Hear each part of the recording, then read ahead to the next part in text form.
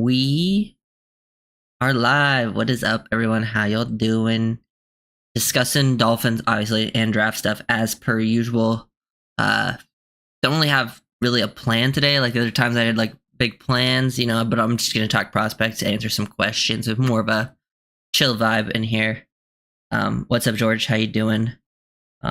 Seeing all the things you said. I mean, I agree for the most part. There's some things that are more of a priority than not.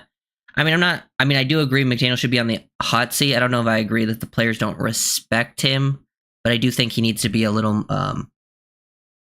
maybe a little harsher when, coming to the stuff like when he talked about like people skipping out on meetings and things like that. I can definitely get on side with that. And then just like I've been watching more players. We've talked about a lot of them. Some guys that I think that are other first round options. I mean, I talked about all my favorite first round options. These guys wouldn't be my favorite targets.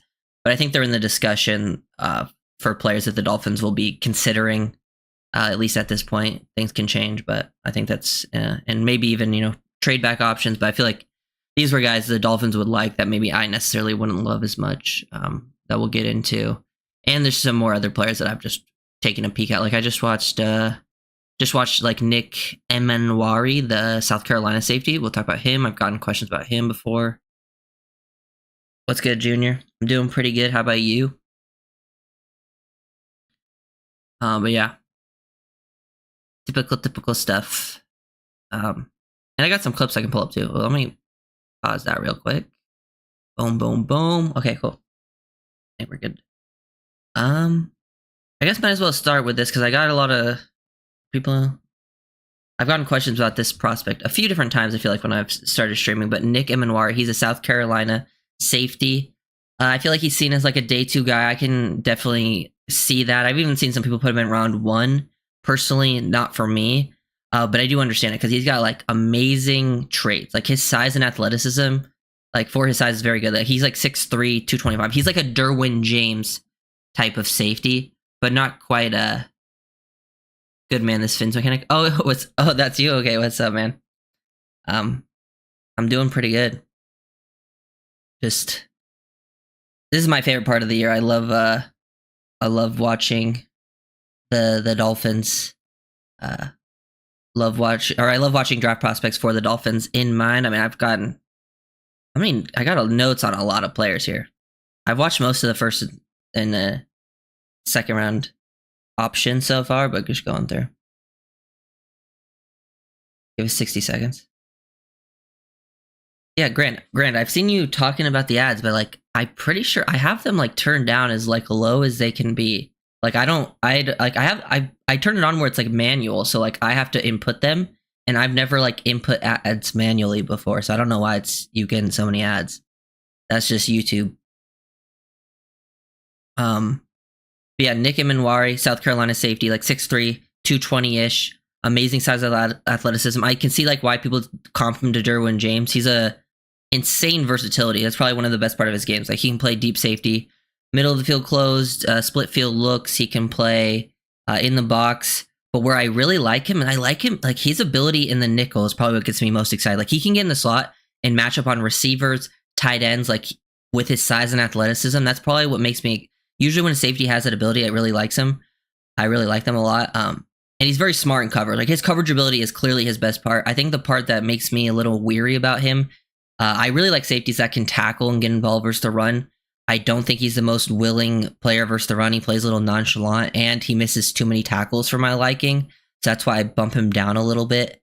And I think he's a little bit stiff. Obviously, that tends to happen when you're a bigger body guy. Like I think he's more of a long athlete, like long speed range type. Can be a little stiff, and you can clearly see like his vertical explosiveness when he goes up and gets it. But like he reads 2-to-1, he leverages his routes well. If you just want a guy that can go back there and play like deep safety and then also come down and play the nickel and man up, because to me he's kind of like, because that's kind of what Starks is. Starks is like the safety that does it all in this class, but he's the first round guy.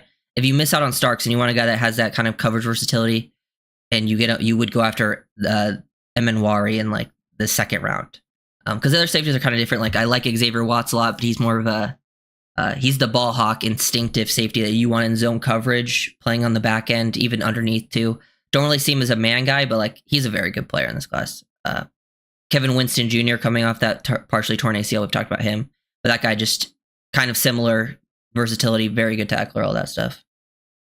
Makuba too. I really like Makuba. He's one of the Makuba. I highlight the guys that are more my guys. I have Watts, Starks, Makuba as like my guys in this class. Another guy I watched who I think is a day 3 guy. If you get him on day 3, I like him a lot. It's Jonas Sinker, the Virginia safety. Very consistent tackler, very, very smart player. He's a limited athlete, so he's not going to be a guy that you play middle of the field safety, but he can play like a quarters cover 2 guy. He can come down in the box, very smart, very willing to tackle, good, strong safety type. I like him a lot, and I like day 3. Those are some of the guys. But let me see what you guys are saying. What did you think of the Washington? I mean, that game was insane, man. There was no defense playing in that game last night. But it was exciting to see. I mean, Emin Worry versus Starks floor ceiling. But hold on, that game was fun. Obviously, Jaden Daniels played amazingly. Jared Goff had a rough game, and that's kind of what happens sometimes. But good for Washington fans. I see people complaining on Twitter about it, not being the Dolphins, and it sucks, but it is what it is. But let's see. I think Starks just has the higher floor, and then ceiling wise, I would say it's probably pretty similar. Like Starks is just a better player right now, but also can still get even better. I guess Emin Worry maybe has the higher ceiling just because he's even bigger and there's some great athletic stuff, but I just think Starks is the better player all around from an instincts perspective, and he's more willing to get involved, and he's even a better athlete too. Rod Moore. I've seen a little bit of Rod Moore. I don't have too much of an opinion yet though, so I need to see more. What's up, Nicholas? Yeah, I feel bad for the Lions fans because it felt like they were, one of the best teams all year, and that's just what happens sometimes. Sometimes you get to the playoffs and you can look great, and all it takes is one game and you're out of it. I was just talking about safeties as a whole. I have notes on 1, 2, 3, 4, 5. I only have like 6 safeties that I've really watched so far. I have other guys written down, but I haven't gone through a ton yet. Yeah, I've watched a little bit of Sebastian Castro, the Iowa safety. Just like a smart, instinctive player. But I think he's a little bit limited when it comes to like versatility, maybe, or not versatility, maybe just like athleticism, and you don't want him playing too much out in space. But he's a good short area athlete. Stark/Gunnar Helm round 2, or Warren and interior alignment round 2. That is the question. I like playing these games, Mikey. Feel free to ask me these types of questions where it's like, oh, would you prefer this player combo or this player combo of like first or second round picks? Because I like these combos. Stark/Gunnar Helm or Warren and interior line. If it was like, that's tough. I think if it was an interior lineman that I really liked, I would probably go with that because I think Warren and interior line, it would just be like a bigger impact for what the team needs right away. Even though I guess it depends on free agency, but yeah. You think McMorris will be a big part of the defense? I don't know about a big part, but I do like McMorris. I think McMorris showed a lot in preseason. It's just tough to say without him playing real significant snaps. That's why I wanted to see him at the end of the season. But I don't think they're going to try to rely on him to start, but I wouldn't mind seeing him I wouldn't like be that mad if he was like your third safety and you give him a chance.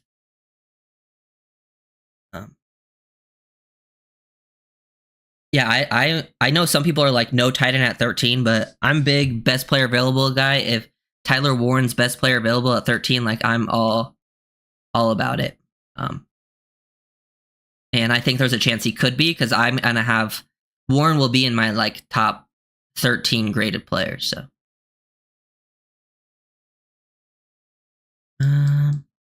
what up? Warren/Millam, yeah. I even have some, actually, speaking of Millam, I found, this was just some things I found on Twitter, so if you just want to watch Millam, left tackle, hopefully this doesn't get copyrighted, but he's going to be an interior at the next level. I don't think he has like quite the athleticism or like length you want to play tackle at the next level, but you could see like he's a road grader. He likes to finish people. Very strong at the point of attack. I really like his work like down blocking. Look at him finish that guy attacking the low hip. I like his work on combo blocks. He's also just like consistent in pass protection. He'll torque you at the club. He knows how to like be nuanced and those types of things. But just look at him displace down low and then finish. Those are kind of the things you want. And you don't have to be the greatest athlete, I think, to play guard in this system. And you can see there's enough, like, as long as he doesn't have to change, I think he's a little stiff to change direction and stuff like that. But if he's just working in one direction, the flow of the play, I think he can move well enough laterally. It's like, especially if he's playing guard, because guard is like the one position on the Dolphins O-line where you don't have to be quite as athletic. Like, especially if you have athletic tackles and a center, which the Dolphins do have. If that's one thing they got on the O-line is they got athletes. Brewer, Jackson, Paul, all very athletic at tackles, and Armstead if he sticks around, obviously. Oops. And Buds. Okay. 1 sec. Let me see what you guys are saying. We need a Travis Kelce type player. We need more of just like an inline blocking guy that can play as a Y, for sure. Which is not quite Kelce, but I get what you're saying. Would you double up on safety or interior line for a second? Are you saying like take safety back to back or interior line back to back? I would say probably not, because I think in free agency they're probably going to attack those positions, at least one of those starting spots. So I don't think they're going to need to double up. But if they completely ignore one of those spots, which I don't think they will, then yeah, I would be down to double up. But I don't think they're going to do that. I feel like it's pretty risky to go into the draft feeling like you need to take two starting safeties or two starting guards.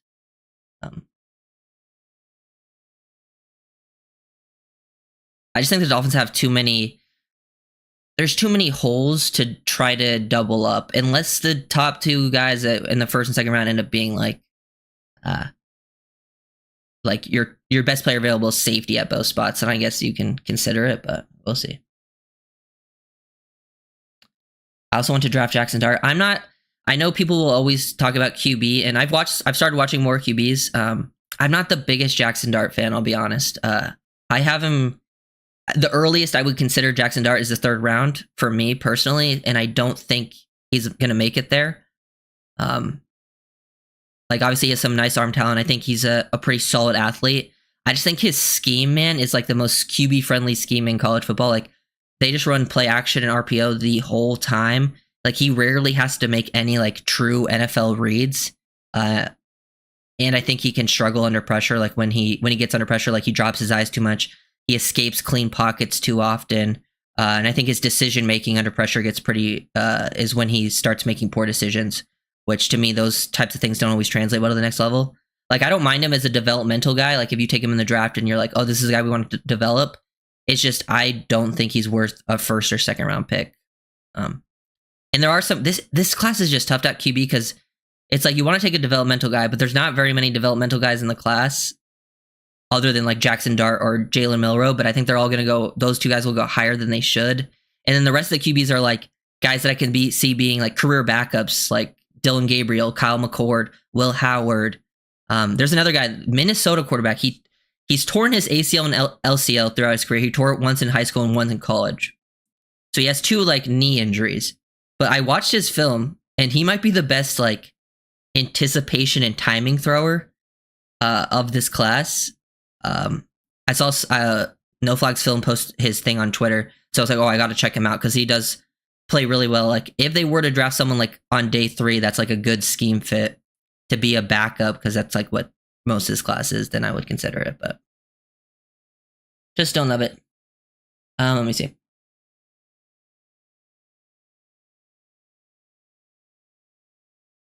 Would you like to like college combos? Yeah, I could see, like you're saying, like yeah, at safety specifically.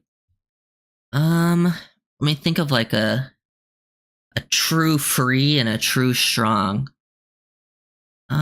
Like Starks and Makuba, obviously, but they both are like versatile and can play multiple different spots.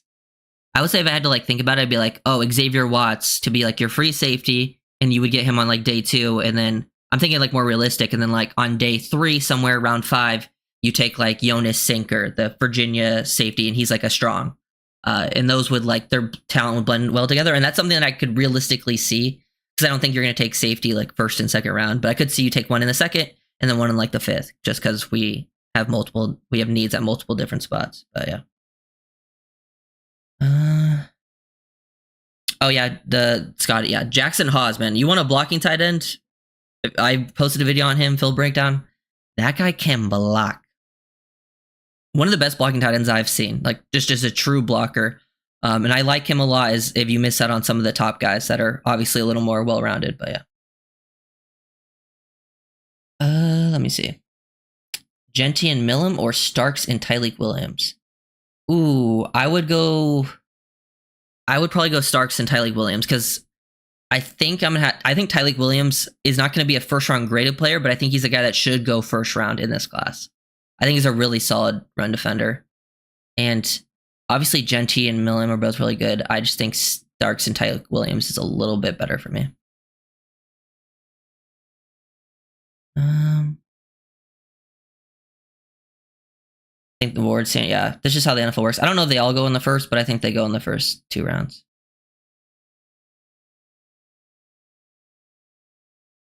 McCord, yeah. McCord, I just started watching McCord.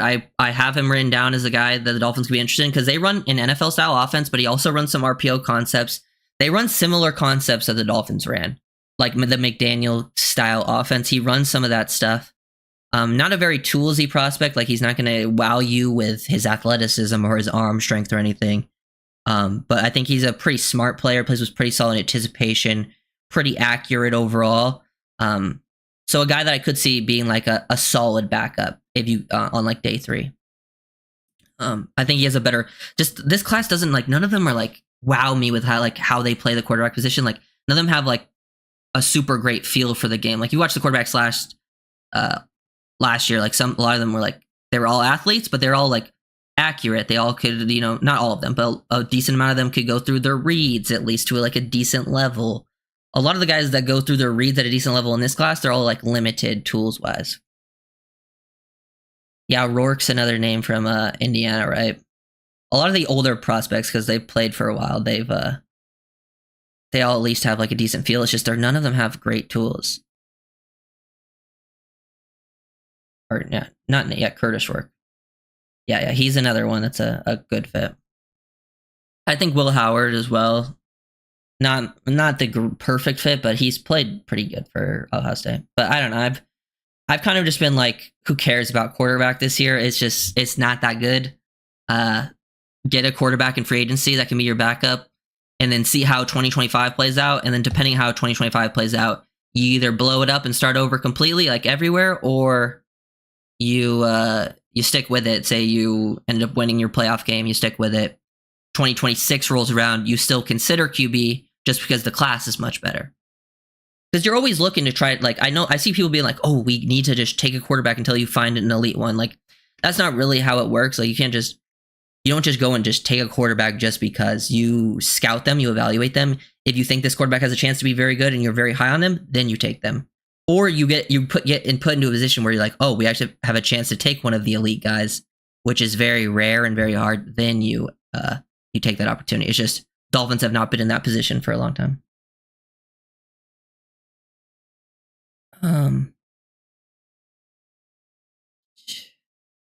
Which round do you think we get the best value at linebacker? Honestly, the linebacker, I just made my Carson Schwessinger video. I literally just recorded it. It's up for members only right now, but then I'll make it available tomorrow. I don't think the off-ball linebacker class is very good. So, like, there's some names in there like Jahad Campbell, Carson Schwessinger, Chris Paul Jr., Jalen Walker, the Georgia linebacker, but he's like an off-ball edge. He's like even more of an edge than an off-ball. I'm going to talk about him too, because I think Walker, I think Chris Greer would love him. He just feels like a Chris Greer player to me. And if he's there at 13, I think the Dolphins would consider him just because I feel like that's a guy they would like. And it wouldn't be the worst pick. It just wouldn't be my favorite. He's a little more of a tweener, but like very good downhill player, very physical, very athletic. I just think if he had a little more instincts at off ball, I would really like him. But I don't know. I feel like if you want to take a linebacker that can legitimately have a chance to be good for you, you have to take one on like round 2, maybe round 3 at the latest. I could see some of these guys going round 3, so I would say round 3. But after that, like, I did see one. What was his name? This kid from Buffalo. I think he played for Buffalo. Sean Dolak. He had some interesting film, and I guess he would be a day 3 guy. But it's a pretty weak linebacker class, so I don't think you can wait too long if you really want to find a guy. That's why I think linebacker is a position I expect them to go after in free agency. Yeah. I was gonna talk like I think Jalen Walker, Michael Williams. Michael Williams is a guy I would not take at 13. I want to make that clear that he would not be my pick. And he's an edge defender, and I don't think edge is the biggest need for Miami. But he's just another player's name to know. But he's super long and athletic. Like he's your traits guy. Like you take him to develop him. Big upside guy, but I just don't like his pass rush moves, and I feel like he plays too high. And I wish he was more for how like long and big he is. I wish he played a little more like physical too. But he's another name to know. I would prefer Walker if they were going to go that route because Walker is a little more versatile. And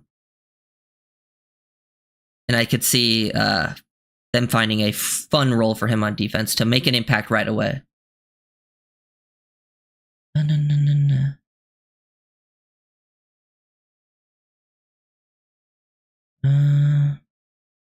2020, yeah, that's why I'm more like in the 2026. Trade up for Cam Ward. Personally, I wouldn't do that. I don't think it's worth it. Like, I understand why people want Cam Ward, and I know there's some Miami bias there, but I don't really see that as an upgrade player-wise, like talent-wise on the field. I could see you wanting to do that to be more healthy at the position, but you're not even guaranteed that. And he's an upside guy, but I feel like people think he's going to be Jaden Daniels. He's not a Jaden Daniels type. He's obviously got great arm talent and is athletic, but he's not even as athletic as Daniel was. Daniels also was more accurate. Daniels was was definitely a better decision maker. Like decision making is my biggest issue with Cam Ward.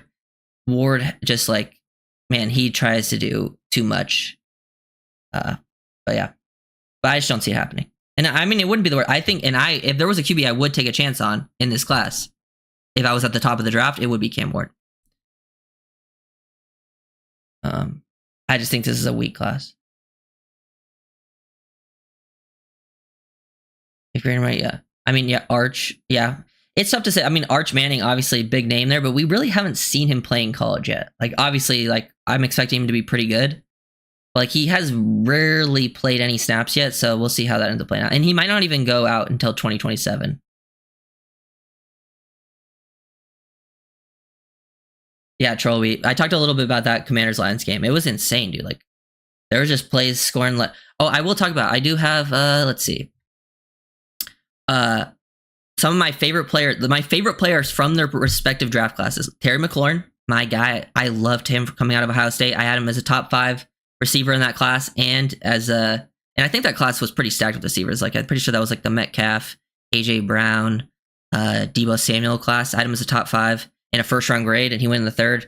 McLaurin balling out. Sam Laporta was my favorite player in his class at tight end. He also was balling out. Trent McDuffie was my favorite player in his class. He's one of the best corners in the league for the Chiefs. So shout out to those guys because I loved them pre-draft. Probably some of the players I've loved the most I've watched in draft classes, and they were balling.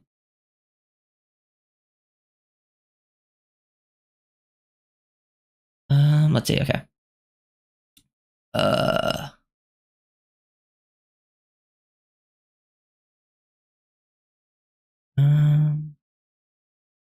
Okay, I would love Will Campbell. Yeah, I think Will Campbell at 13 is a pretty quality pick and would be like a starting guard for you right away. Like I have no problems with that.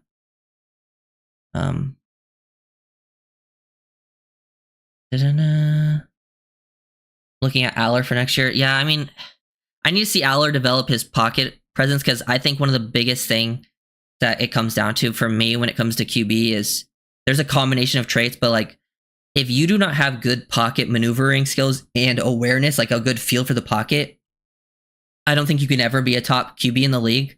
All the top QBs are amazing in the pocket and ability to like escape the pocket and stuff like that. And Aller, I think his biggest weakness right now from watching him, and you could clearly tell it in like the last couple games of the season he played, he really just didn't have a great feel for that. He would step into pressure. That's something he really needs to improve upon for me to like be, looking at him for next year. Are you not pushing James Pierce? I think Pierce is probably going to be a guy that goes in the first round, but I would have a second round grade on him. Explosive edge, bendy guy, explosive pass rusher. I don't think the Dolphins necessarily need that. I think they have that in Chop and Phillips. If they were going to go edge, I think they would be more interested in like Shamar Stewart, the Texas A&M edge. That guy, you want a traits guy in this class. This guy is 6'6", 285 with really good explosiveness and power, very good versatility. It's just he needs to learn how to play the position. And he was like a 5-star recruit. He just needs to learn like a pass rush plan and play with better instincts. But like if you want to take someone with traits at edge, that's the guy to do it. But it wouldn't be my pick. I would rather go after other things.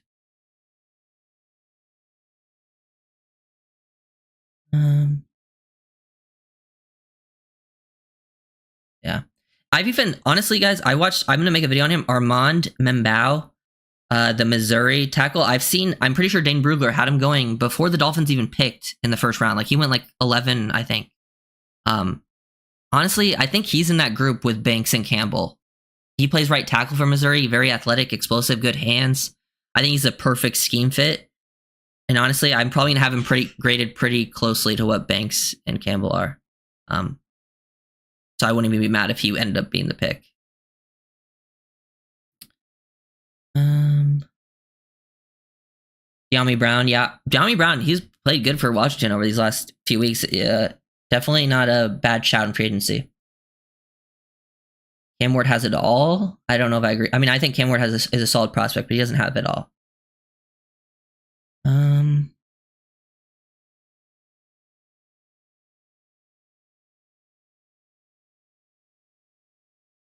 Nico Iamaleava, he's also another guy that needs to show me more. And I go to every Tennessee game for work, so there's a lot of names next year. Like we've talked, Drew Allert, Nico Iamaleava, Arch Manning. Those are all names that they have really high potential and could blow up next year. And like sometimes that's all it takes. Like there's also Garrett Nussmeier from LSU, a guy like those are all guys that like have really clear issues right now. But with another year of college football, they could really take off. So those are names to know, but I'm not really sure any of those are surefire prospects right now.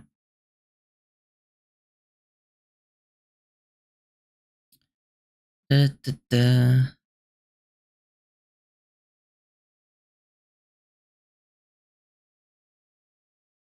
actually think, I know you guys keep saying like Campbell's not going to be there at 13. I'm not saying he will, but I think there's a decent chance he is. Like, I know O-line, like tackles typically get pushed up, but I think some teams, will not view him as a tackle. I think some teams will view him as a guard, and guards will fall down. And I think just like he, to me, in most classes, is like a guy that should go around like the 15 to 20 range. So this class will get bumped up a bit, but like, I don't know. I could see teams not loving Campbell or Banks and them falling, and then them going after just better prospects. Like I think Travis Hunter, even guys like Starks. I think even someone like Walker could go before them that they just like a lot. Mason Graham obviously will go very high. Ted McMillan, the quarterbacks. Like I think there's a decent chance Banks or Campbell could be there at 13. Like it's definitely not impossible. There's also some other good O-linemen, but they're more tackle. Like I think Josh Simmons and Josh Connerly are first round O-linemen that will go in the first round. Simmons actually probably has the best film out of the O-linemen I watched, the Ohio State tackle, but I think he's a tackle only, and he is coming off the knee injury. So that is why, he might not go there, but like really good lateral quickness, very good pass protector, like really like his ability to jump set, strike timing, nuance to snatch. Connerly, another guy that's a very good athlete in the class, moves well. I wouldn't be surprised if the Dolphins have Connerly rated pretty highly. But I do think he's more of a tackle than a guard, and he's a better pass protector than a run blocker, and I'm more looking for run blockers.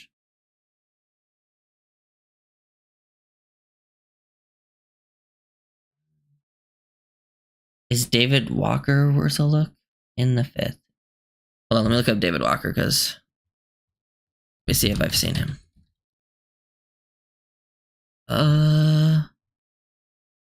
David Walker. Actually, I haven't seen him, so I'm not sure. Central Arkansas edge. 6'2", 260. Underrated electric explosiveness. I'll check him out. Definitely. Thoughts on Ja'Cory Brooks? I'm high on him in the 3rd round comp pick or later. I would be down for later. But Ja'Cory Brooks, pretty good, like fluid, nice route runner, finds some soft spots versus zone. But I don't think I would take him in the 3rd round. I think he's more of a day 3 guy. But yeah, he's not a guy that I dislike for sure. Like going through some of these names, there's definitely some solid receivers in this class. I talked about them a lot last stream that I like. But there's just some guys I prefer over Brooks. Like I like Jack Besh, Jalen Royals, I even like Caden Prather. And those are guys that I could see people potentially looking at around that range. I'll show this once. Hopefully this doesn't get copyrighted, but here's Jack Besh in the slot. Usually I showed a lot of clips of him beating press, but even here, just like look at him beating off zone where he's getting bracketed. Look at him sell that route. Let me just go back real quick. Look at him stem this to the outside, get the DB to open up his hips, work into his blind spot, and then break across that face.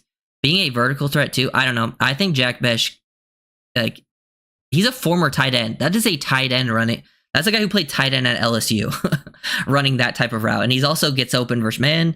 He has a very low drop rate, so like he barely drops the ball. He's physical. He's willing to go out and block like DBs and stuff. I don't know. I could see like him playing. If like the Dolphins wanted a Puka Nacua type, I think that would be Jack Besh. And I think the Dolphins need that type of receiver in the room. I think that was, and he wouldn't be a guy that goes super high either. Like I don't know where Besh is going to go, but I wouldn't be surprised if he's like a 3rd, potentially even later guy. Because Nacua didn't even go that high.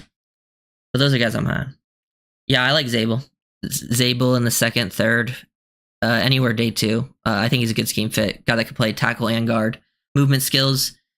Plays with some finisher. I'm excited to see him at the Senior Bowl. You always want to see the guys that maybe didn't play the highest competition at the Senior Bowl. It's always nice. I think I can see that, the Will Campbell's Peter Skronsky thing, and I'm pretty sure Peter Skronsky played much better this year than he did last year for the Titans. So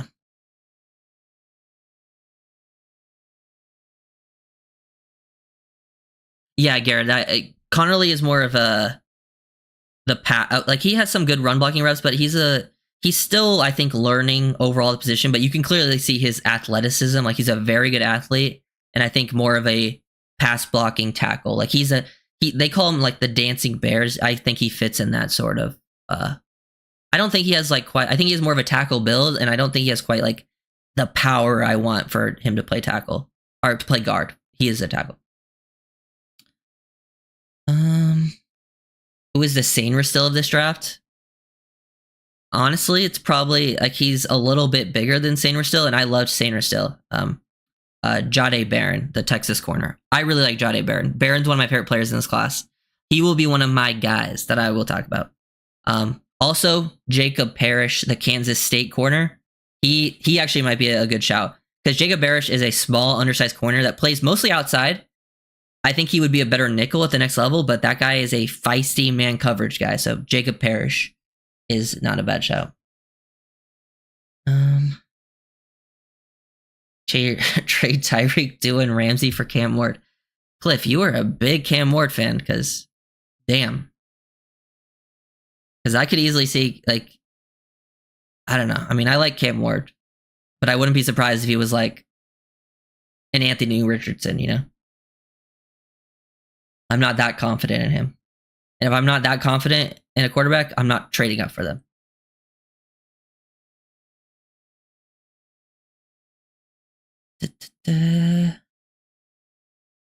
Sorry,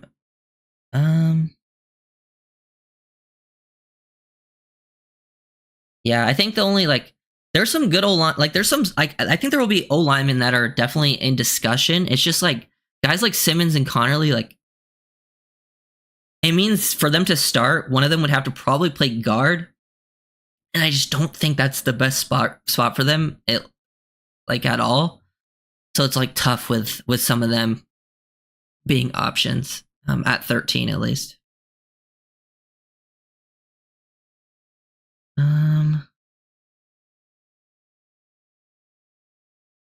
Cam Ward would.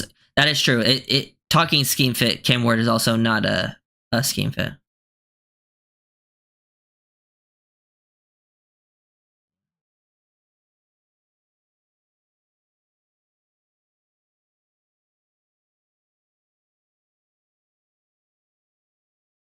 I like Milam over Campbell. I can say, like, if you're going from like value wise, I can understand that, but Campbell's a better prospect.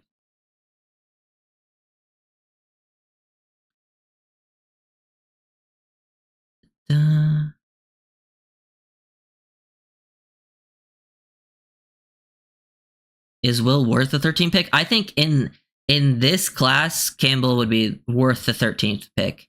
But like, if I had to like here's my like, I'll be honest. I have my rankings in big boards and O line right now. I have a lot of them like graded as second round players. I have Campbell technically as a second rounder, but in this class, I still think he's probably like a top like 15, 16 player. So him going at 13 wouldn't be that bad in my opinion. It's just I only have like 11 first round grades currently. Because I don't think many of these guys are first round graded players. To be fair, I haven't graded any of the quarterbacks yet, but I don't know. Like, I haven't given them grades, but I don't know if I'm going to have a first round graded quarterback in this class. And I think a lot of scouts kind of feel that same way, at least from what I've seen. DJ, I can't say his last name, but I don't think he should get drafted.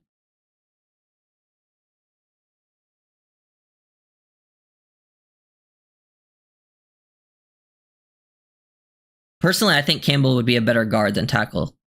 And I think he's got that nastiness to play guard. But I think he is one guy that can play both. Milam is definitely more of a guard. 11, yeah. There's some guys that I think I'm going to change. They're like, I have a few that are like right on the edge. Like, most of my alignment right now are in the second round, but I might bump some of them up. Right now, I have Hunter and Abdul Carter as the top two in this class. And then Ashton Genty, like as pure prospects. And then after that, I have Mason Graham, Malachi Starks with the same like letter or number grade. But yeah. Honestly, I feel like I've always been too generous in the past, so I was being a little tougher this year. 7A. See, I'm not a huge 7A fan.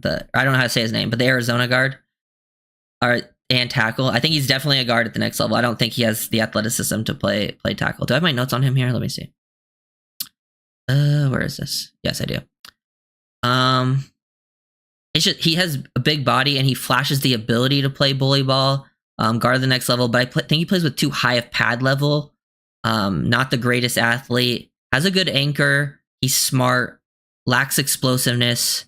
I wrote down isn't dominant enough physically to make me love him. Like, because I think for a guy of like his size and build, I just like want to see him like absolutely destroy people more often.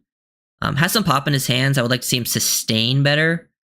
But I think he's a guy that could be like a low end starting guard at the start of his career. Like if you took him like in the third, like a low end starting guard that could develop into like a solid starting guard. It's kind of how I see the Arizona kid.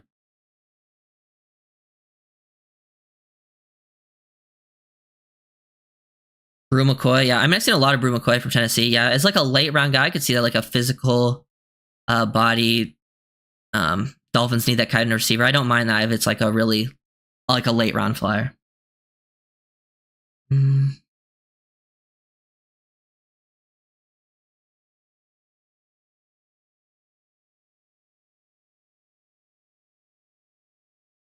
Sav A Ilinea. Yeah, he's for sure a guard. He's not a tackle, but he has played right tackle and right guard. I just wish he played with more nastiness for his size, because I've seen he definitely flashes that ability. Like there's definitely like he has a highlight tape to bully people. It just doesn't happen consistently enough for my liking. Oh yeah, I've learned more like Makuba, Andrew Makuba, the Texas safety. Schwessinger, Carson Schwessinger. I didn't know how to pronounce. I'm pretty sure that's it. I had to look it up because I was going to record videos on these guys. Like Marcus Bow. I'm pretty sure it's Mbow, but I'm pretty sure it's just Bow, because that's how they pronounce it in an interview that I looked up. So I'm still learning.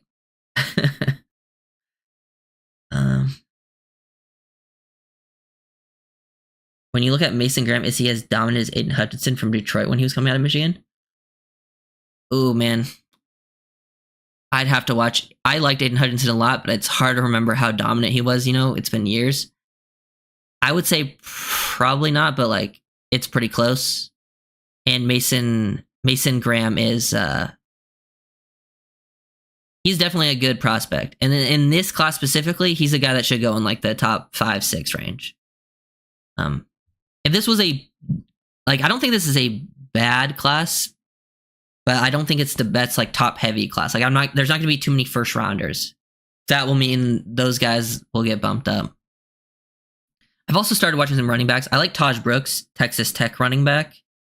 Day 3, I really like his feet, change of direction skills, and he's got he's on the shorter side, but I'm pretty sure he's built like a bowling ball, and he plays like a bowling ball. He bounces off things, low center of gravity. Like this guy, sometimes I saw him have to do like the absolute most just to get 6 yards behind his offensive line sometimes. So I like DJ Giddens as well, another bigger body guy, fluid, flexible for his size, like his lateral work. Ollie Gordon. Then there's some like receiving backs like Brashard Smith, LaQuint Allen Jr. These are guys that played running back, but they're like almost basically receivers out there. So if you want like a receiving back in the late rounds, Dolphins don't really need that, but those are just names that I like. Like I just liked their film.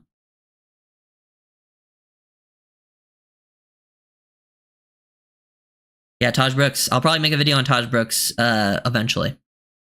Definitely a guy I plan to get to. Honestly, I think a lot of these tackles can play guards. I think Banks, Campbell, and Mimbao, the Missouri guy, I think all of them can play tackle, but I think all 3 of those guys can play guard. Simmons and Connerly, I think, are more tackles, and you should try to be keeping them at tackle. I'm sure you could try them at guard, but I think they're more tackles. Donovan Jackson, Ohio State kid, I actually think he can play both too, but I think he might be better at guard.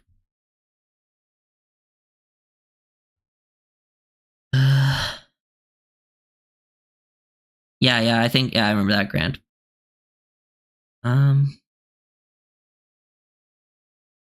No, Anthony, yeah, if you draft Banks, I think that means you put him at guard year 1. I don't think they're moving on from Jackson. Jackson is relatively cheap for a tackle, and you still have him under contract, and you just have too many needs to try to upgrade, I think, at Jackson's spot. And we clearly saw, like, talking about Jackson, we clearly saw, like, how valuable he was to the team when he went down, because our run game went non-existent. And Jackson's a very good run blocker, and he's a guy that, like, hey, if we were in another system where it's like, where we were just true pass setting the whole time, then yes, I would have more concerns about our tackles. But we're not, so like we just jump set a lot. We get rid of the ball quickly, run a lot of play action. So our guys don't have to do a lot of true one-on-one pass sets, which obviously is not Austin Jackson's strength. But since you can protect him there, I think he's completely fine to have as a right tackle in the system, because that guy goes out there to bully people in the run game. He's definitely a guy that I think for sure, like the only way your team would have to be like very well rounded and already really well built going into the next few years, and then you would be looking to be like, oh, maybe now we can upgrade at right tackle. But the Dolphins are not in that spot. They have way too many needs to try to do that. And Jackson, I think, is a solid starter for you. But yeah, passionate, but I like him to run a bit better because he's an overall better running back. I think Genty's the best running back overall in this class. I do like Hampton a lot. I do think Hampton's a top 3 running back. I think him, Caleb Johnson are 2-3. I don't know if he's a better overall. I think Genty is actually really well-rounded as a player. I actually think he's a better receiver than people think. He just didn't get used a lot in that area. Also, like Jet Pop's bit worth 48 overall, though. I actually think Jonathan Jackson wouldn't even make it to 48. At least from what I've seen. From what I've seen from people who like have like they were in the league, like they've talked to people, Donovan Jackson, I'm pretty sure wouldn't be surprised if he goes like back into the first round.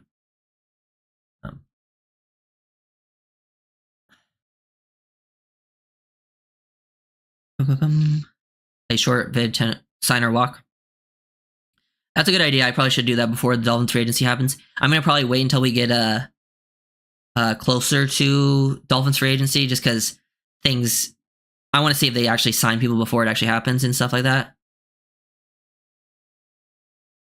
Because free agency so much changes, but we're definitely do some vids and streams on free agency. Like once we get closer, just like guys that I would like to come here, guys I think we should re-sign. And honestly, I could probably do it right now. I think the Dolphins free agency list. I actually think is pretty easy this year when it comes to guys I would re-sign, because a lot of people would be pretty. Most of the guys are pretty cheap. Do you see Keon Smith having a bigger role this year? You know what? Actually, I was thinking the Keon Smith thing could be kind of done, but I do remember Chris Greer did say like people were calling him about Keon Smith to trade. That makes me feel like, I don't know. I feel like they don't want to move on from him. I feel like they're pretty high on him. If he comes back healthy, I wouldn't be surprised if Keon Smith is like, if Armstead retires, if Keon Smith is like your swing tackle. And I've talked about this. I know some people want to move him to guard. I don't think he can play guard. I think he is a tackle. So Keon Smith, I don't mind having him as like your 3rd/4th tackle on your roster. Because I actually thought he showed some good tackle film in the preseason. And when he played, not this past season because he tore his ACL, but the year before, he showed good tackle film like versus the Jets and I think the Commanders. Unpopular opinion, Luther Burden is overrated. You know what? I'm not gonna disagree with you. He's a little bit over. I think he's a good player, but he's a little bit overrated. I watched Simpson was wild like Achan, but better. I like Sampson a lot too. I don't know about better. He's maybe a little more physical runner in between the tackles, but Achan's for sure a better receiver. But I really like Sampson. Sampson's my type of running back. Very good contact balance, very good feel. I think my biggest problem with him is his fumbling. He had a lot of fumbles this past year. Like I'm like, because I'm at the games. I don't know the exact number off the top of my head, but I just remember like there was multiple games where like he had a fumble on the first drive to start the game, like when they were driving, and I'm like, dude, you were killing that team. But Sampson's a good player. I like his vision. I like his feel. I like his feet. I like his athleticism. I like his contact balance. Good runner in this class. Don't think he'll be a Dolphin, but he's a good player.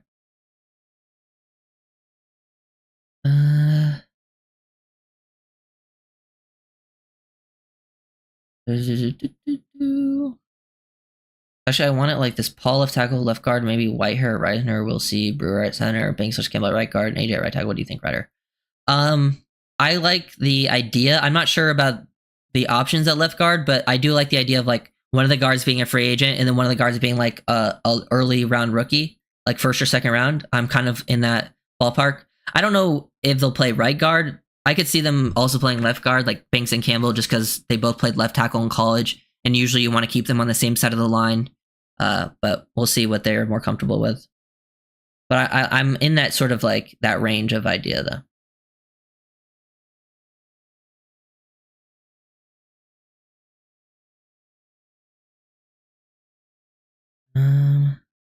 I want to see Meyer at guard.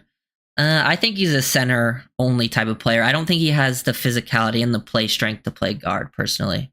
But I do want to see. I'm excited to see Meyer next year at like in preseason again. Yeah.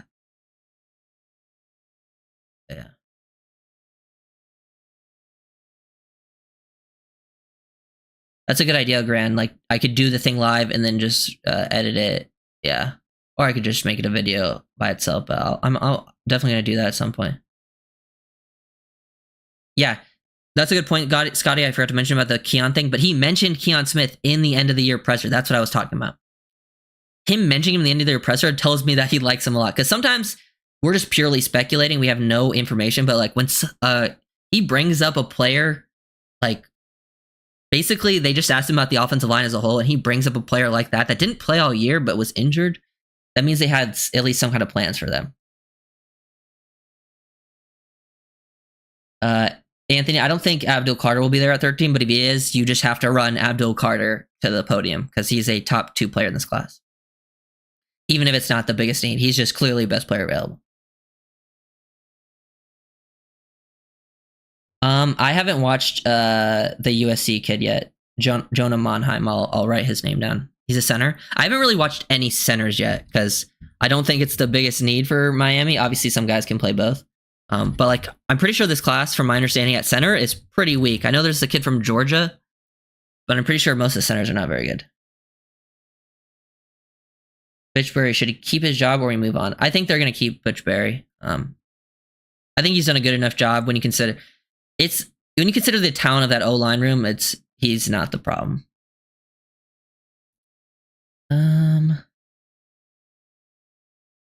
If Greer signs Win as a starter, he needs to be fired on the spot. Yeah, I wouldn't mind bringing Win back, but I don't think he should be a guy that's relied on to be starter.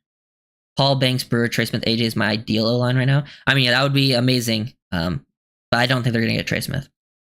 But yeah, that would be... Trey Smith is just going to be expensive as hell.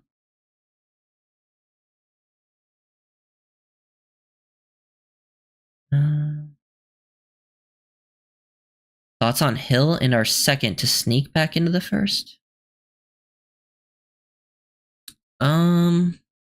I guess let's think about it. If we got a second, I guess it depends how far we would get back into the first. I don't think I would do that in this class though, because I'd rather just like, if we trade Hill, just use our second and then stay where we are and have 2 seconds rather than trade up into the late first. Because I do think in the late first, you're probably just going to get a second round graded player anyways. So I'd rather just stay in the second round with 2 picks and then get 2 second round graded players.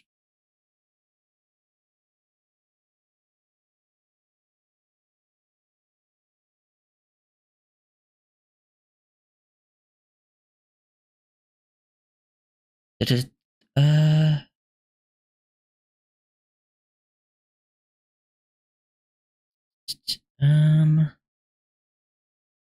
I think I answered all that stuff. Yeah, that's kind of like, I'm also just overall not a big trade up person. I never have been. I think trading up is just one of those things where it's like, if there's someone you should call. You should always be trying to call and see what the price is. And if the price fits what you like and it's a guy you really want, like this is one of your guys and you know he's not falling to you, that's like when I consider trading up. And if that's the situation, go for it. But I'm also a big trade back person, but it's also easy to just say, just trade back. But some people have to offer you stuff and you actually have to get a fair offer for you to accept it. And that doesn't always happen.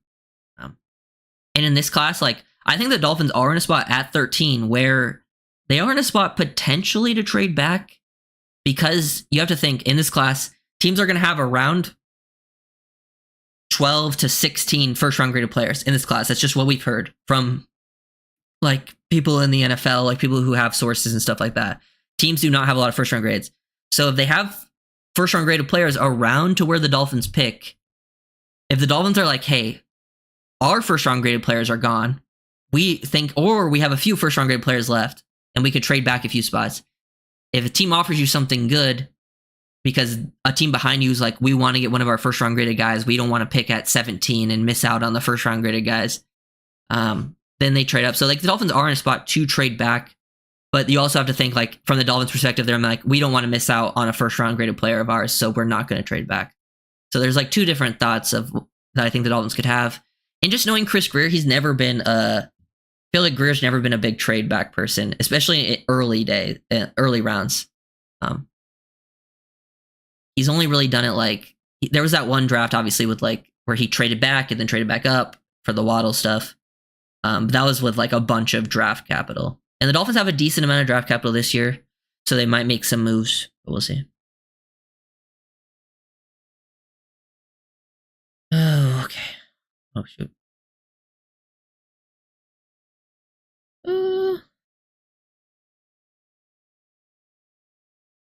I don't mind a veteran. Yeah, there's some veteran guards like Will Fries, Indianapolis Colts guard. He played good this year. He's a free agent, and I don't think he'll be like super expensive. There's also James Daniels, Steelers guard. He's a free agent. He's a good scheme fit. I don't think he'll be super expensive. Those are guys that I think would be upgrades at the position for you, could start and not be the most expensive players. And I think you need to be trying to find those guys because you don't have a ton of money. And I think the Dolphins did a pretty good job last year. Like if you can find like the Brewers, the Brooks, the Calais Campbells, the Jonnu Smiths, the guys that you got for relatively cheap that were solid impact players for you, and you can do that at guard and like safety, that will be huge for the Dolphins going into next year. And that's what you're kind of looking for. Because you can't go into the draft needing to like draft 2 guards and draft 2 safeties. It's just not, it's not plausible. Yeah, there was a lot of talk about James Daniels last year. People wanted to trade for him, but we didn't know if he was available or not. I think the Dolphins are going to be more willing to go after guards this time around.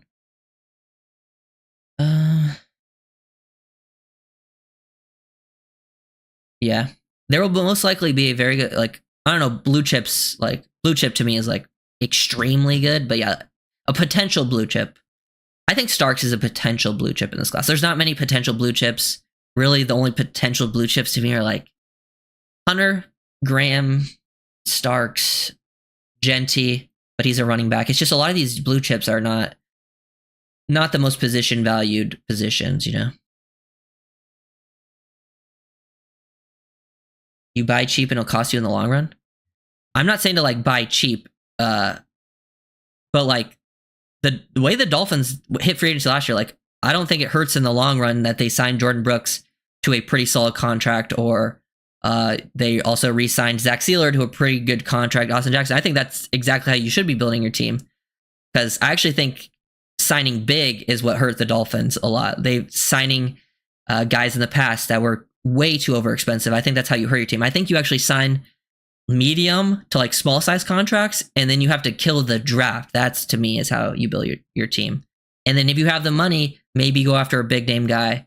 But I actually think that's usually how you end up not building your best roster.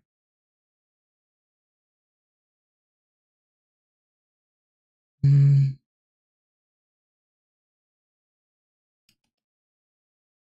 I have to check if Mike Green, he was so good, but great, but good. Mike Green, if you're talking about the Marshall edge, bro, Mike Green he's a first round player in this class. Like he should go in the first round.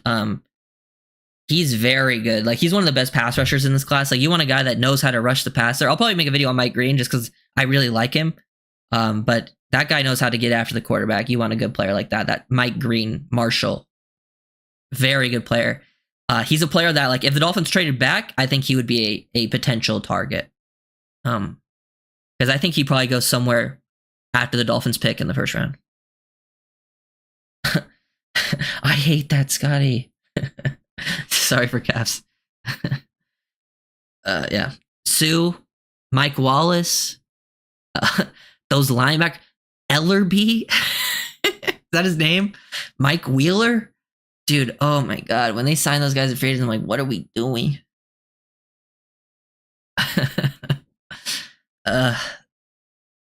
Those were some crazy times. How much would you pay a free agent guard? I think it probably depends, but like I'm thinking if you get like a quality one in like that 7 to 10 mil range, I don't think you want to go too more than like if you go like low double digits or like in that like 7 mil range between there, that's probably around where I would go for like a solid starting guard.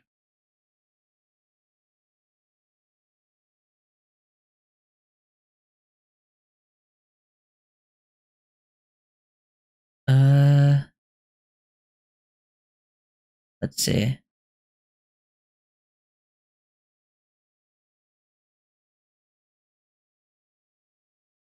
Right, do you get the comparison that most people do people have Tyler Warren as a poor man Travis Kelce? I don't really see that at all. I don't think they're the same player at all. Or even Freiermuth. I don't even know who I would compare Warren to because he's so tall. I've seen some people compare him to Dallas Clark, but he's like a bigger Dallas Clark and a little bit less athletic than Dallas Clark was. It's tough to compare him to someone because most of them are usually not that tall. I'm trying to like if at least people that are in the NFL right now. But he's a guy that I like a lot.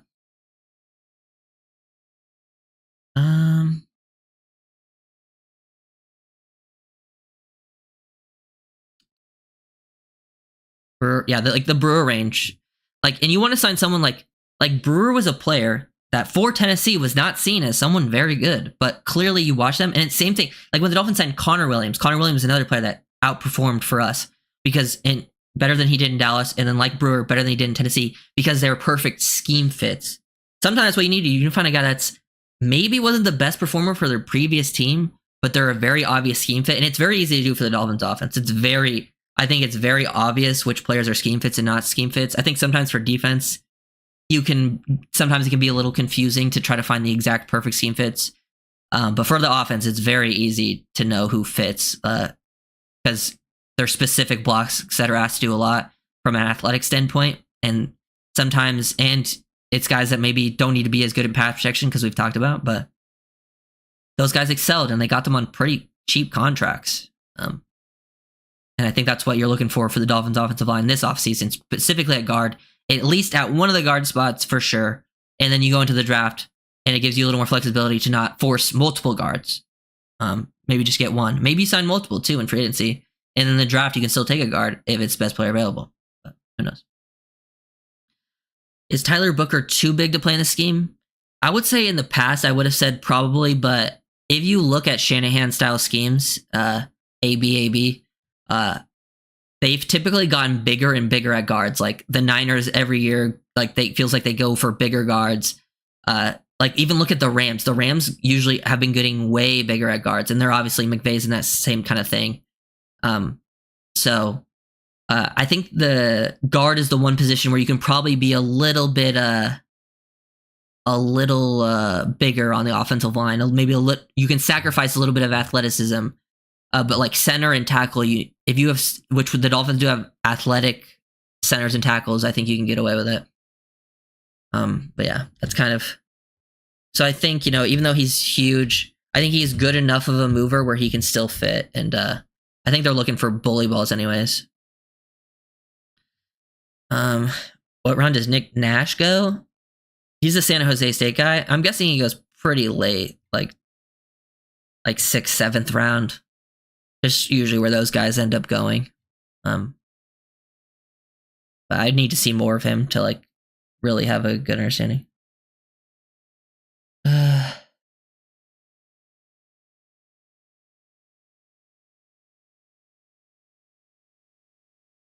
Yeah, Black. Alfred Collins. I like Alfred Collins a lot. Alfred Collins is a good one tech in this class. And the Dolphins Dolphins will probably need D-line's another position where they should definitely target some in free agency, but that is a position they might need to target in the draft. I found some later on guys like Darius Alexander from Toledo, another good run defender guy. He can gap exchange, he can penetrate, he can win with his hands. Good run defender type. Aeneas Peebles, Virginia Tech. Check him out. Definitely a sleeper. A little undersized, but that guy is an explosive pass rusher. One of the most disruptive pass rushers at D tackle I've seen so far in this class, and he can play as your 3 tech. You want a 3 tech that can pass rush? You get this guy Peebles from Virginia Tech. First step quickness. He's hitting spin moves. He's hitting clubs. He's got a pass rush bag on him, so he's a name to know. Actually, I probably have some clips that I found on. There was somebody posted about him on Twitter. Oh yeah, this is from Foster, James Foster. He posted. I'll show just a couple, so hopefully these don't get copyrighted. But here's versus Miami. Here's the spin. Boom. On Cam Ward, sack. Then on Syracuse, boom, another spin. Look at that, bro. Now on Kyle McCord, forced to throw away, pass deflection. Versus Florida State, he's got the spin move. That spin move is disgusting. And then all just the quickness, cross face, damn. I mean, that's a good player. Or can you stream the Senior Bowl game? I don't think so. I'm guessing I don't think I'd be able to show that. I would probably get copyrighted. But I'm gonna do a lot of streams during the Senior Bowl practice week, and then we can pull up clips from the practices. So when the practices are happening every day, there will be news coming out. We can pull up clips. We can talk about them. We can talk about players that are standing out. I love the Senior Bowl. I actually got to go one year, a few years back. It was actually during the like, wait, let me see. What draft was this? Because Antoine Winfield Jr. I believe it was actually the 2020 draft. So it was like actually right before COVID happened. Because Antoine Field Jr. was my favorite player, and he was there. Yeah, it was like, yeah, Herbert and stuff were there, I'm pretty sure. Yeah, Herbert, Jordan Love, they were there.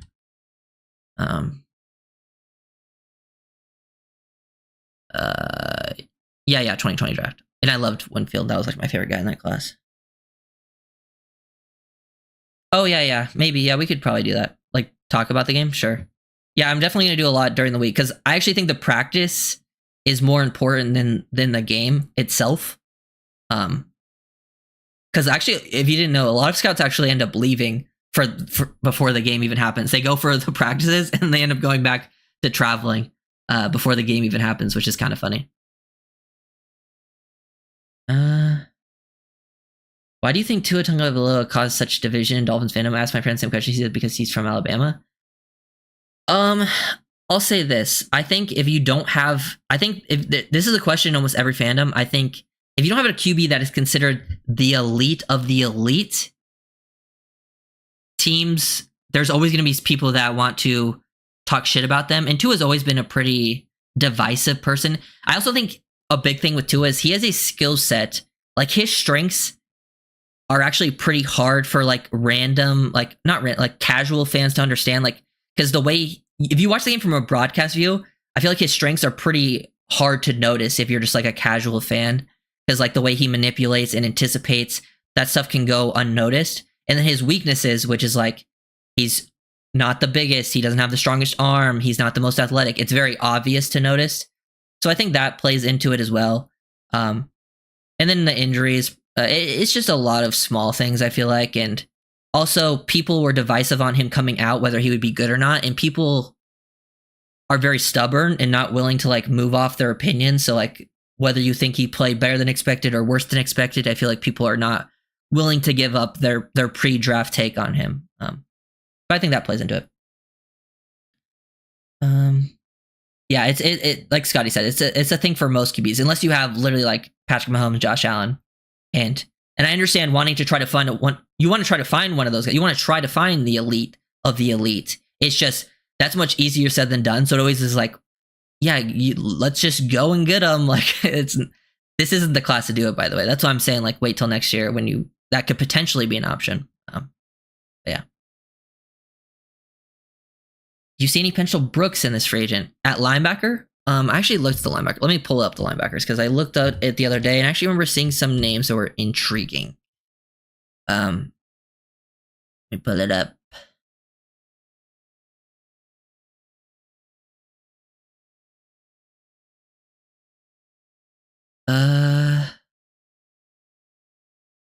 Let's see.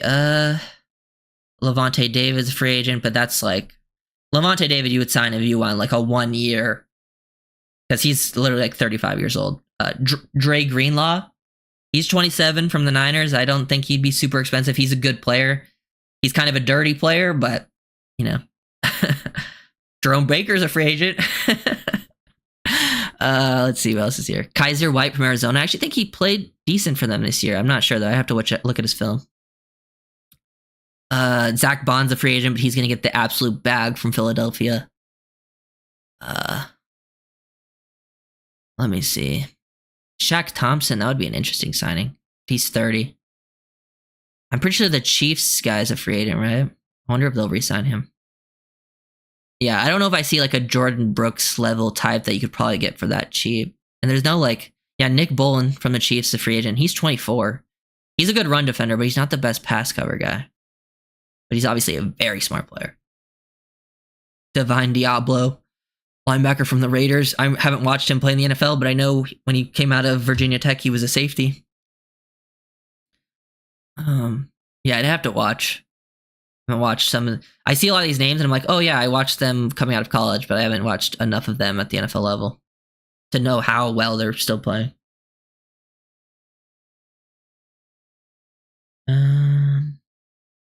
Sorry.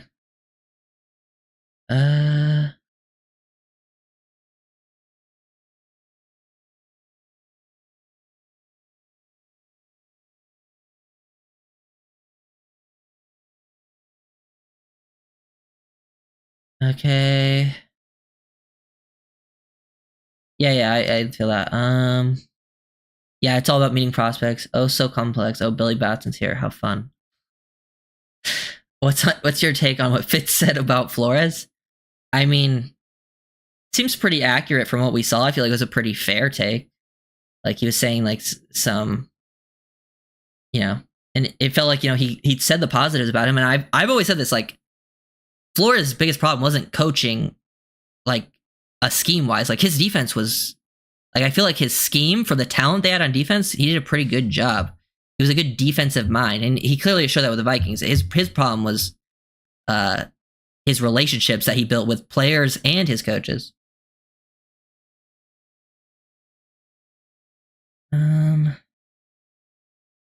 Da, da, da, da.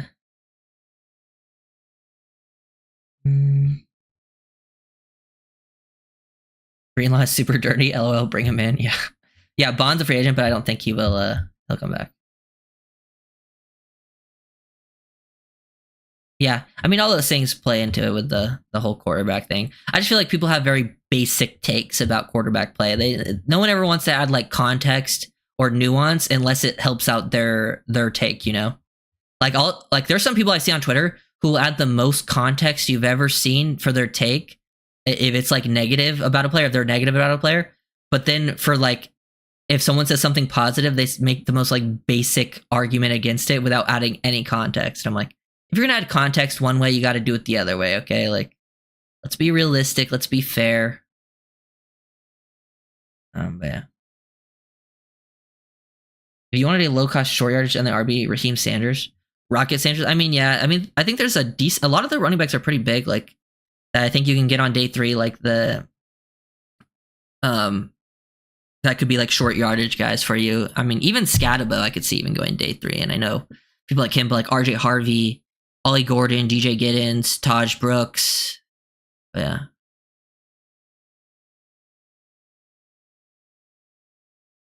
QB's hands down the hardest position to scout and analyze. Yeah, it is for sure. And I think I've learned a lot at QB over the years when it comes to scouting and analyzing. Because I've had some where I've been like, because my biggest hit at quarterback was probably Patrick Mahomes. Because I started scouting in like 2013, like the drafts, and Mahomes was 2017, and I had Mahomes as a top 5 player in that class. And like that was, I remember watching him like, oh, this is a first round guy, easy, and he'll be a top 5 pick. He went top 10. He didn't go top 5, but he should have gotten. Obviously, he should have 1. But that was like the most right I've ever been. And then Josh Allen was probably the most wrong I've ever been. I didn't like Josh Allen coming out of Wyoming. I didn't like his film. And then obviously both those guys are elite. But sometimes you got to look into the context and nuance of stuff. And sometimes guys develop, sometimes they don't. It's also hard because sometimes you don't, like, from the outside, you don't get to meet these guys. Like the coaches and scouts, they get to meet them and see what type of person they are. Because sometimes people have the talent, and you see it, but then they just don't give a shit about the game.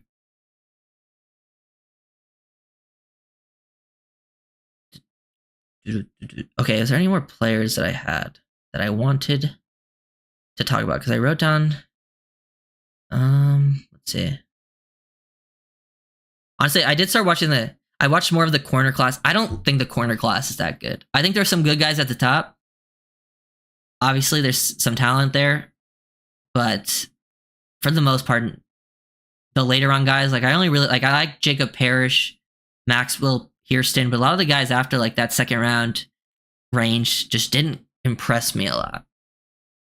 Same with the linebacker class. I don't think the linebacker class is very good either. I think edge and D tackle is pretty good. I think safety's got some guys. I think O-line is not the strongest either, but there's some good guys. Tight end's very strong. Receiver has a lot of names, but it's not strong when you compare it to past classes. Running back class is good.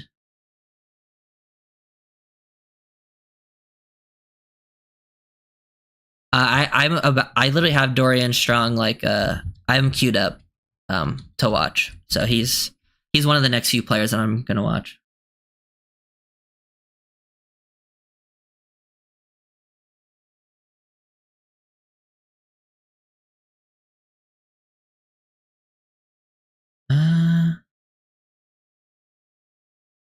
Yeah. Oh yeah, Scotty, I was very high on Mark Andrews. Oh, in the class, like the class with Baker, I was. It's funny because I was really right. That was a class because that's obviously a very good QB class.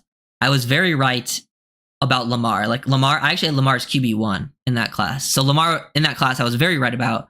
And then QB2, I had Baker, which was not correct, but at least Baker was one of the better ones. I can't remember the order after that, but I didn't like the other ones. So I was wrong about Josh Allen because I didn't like him. And then I was pretty much right about, I was right about Rosen. Rosen was horrible. And I never liked Rosen. And then Darnold, obviously he's starting to play better now, but like I wasn't super high on him either. And I feel like I was pretty right about Darnold.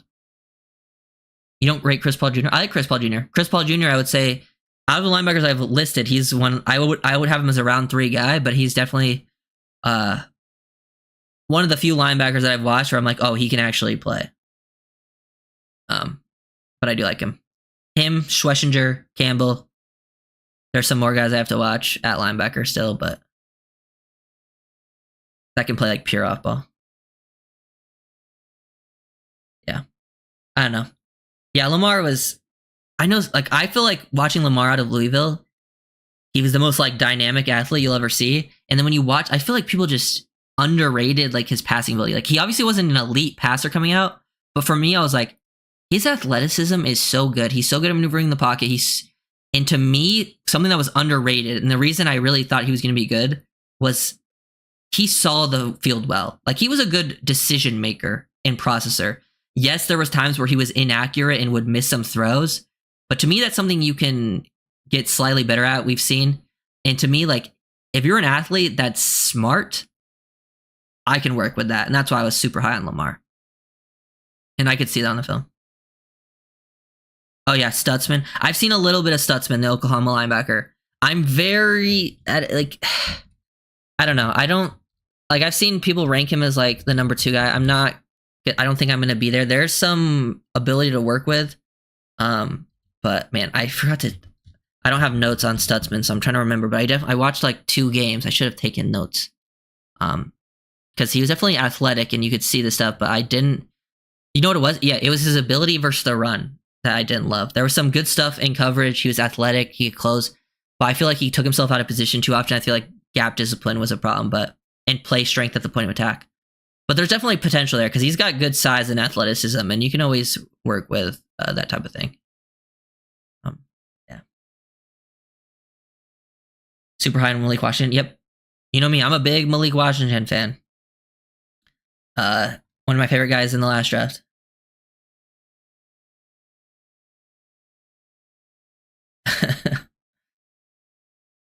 Denzel Burke, Zy Alexander. Yeah, I watched Zy Alexander. He wasn't bad, but like he didn't really move me. Like he wasn't a guy who was like, ooh.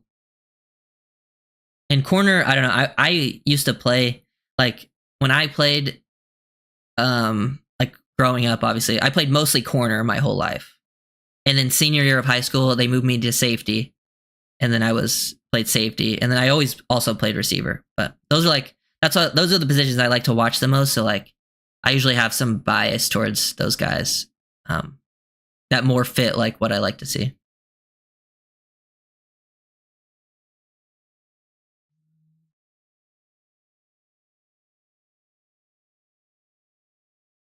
Yeah. Any final questions? Because I think I talked about. Let's see. Talked about him. Talked about him. Talked about him. Yeah. Okay. Cool. Done with that. Any questions more about the draft? Could be the Dolphins as well, just like their roster. I showed those clips. Cool.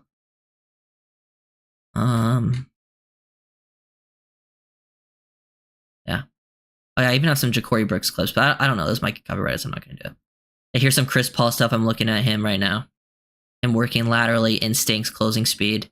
Definitely, I like him, guy. He's a little undersized, but I feel like he's just a guy that's gonna be around the football making tackles at the next level. I hope Taj Washington. Yeah, that would be nice too. For me, pretty much the wide receiver room. I guess it depends what happens with Tyreek, obviously, but say if the wide receiver room is relatively the same, I would want to add a bigger body guy in like day 3, like a Jack Besh or a Caden Prather. And that's kind of like all you would need in the receiver room. Now, if you got rid of Tyreek, I think you need like another, like you need a bigger body guy that's like a stud on next to Waddle. And then you can roll with like Malik. You let guys like Taj Washington come back next year. And then you just kind of see like who fights out for a roster spot. Because you're still going to have guys like, let's see, who do we have technically on the roster at receiver that can fight? Like Grant DeBose, Eric Ezukanma, those guys are still under contract. They can fight for a back end of the roster spot. You could potentially bring back Craig Kraft to fight for a roster spot. You let like guys like Barrios go. I guess Eskridge as well could also be brought back to potentially fight for a back end of the roster spot. But yeah. Can you imagine if we drafted Warren and Besh?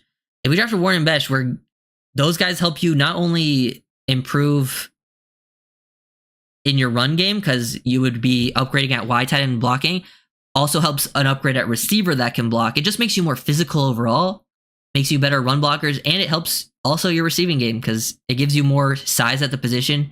You can throw some jump balls, and a bunch of good players. I'm finally over my bummed out phase on this season. Yep.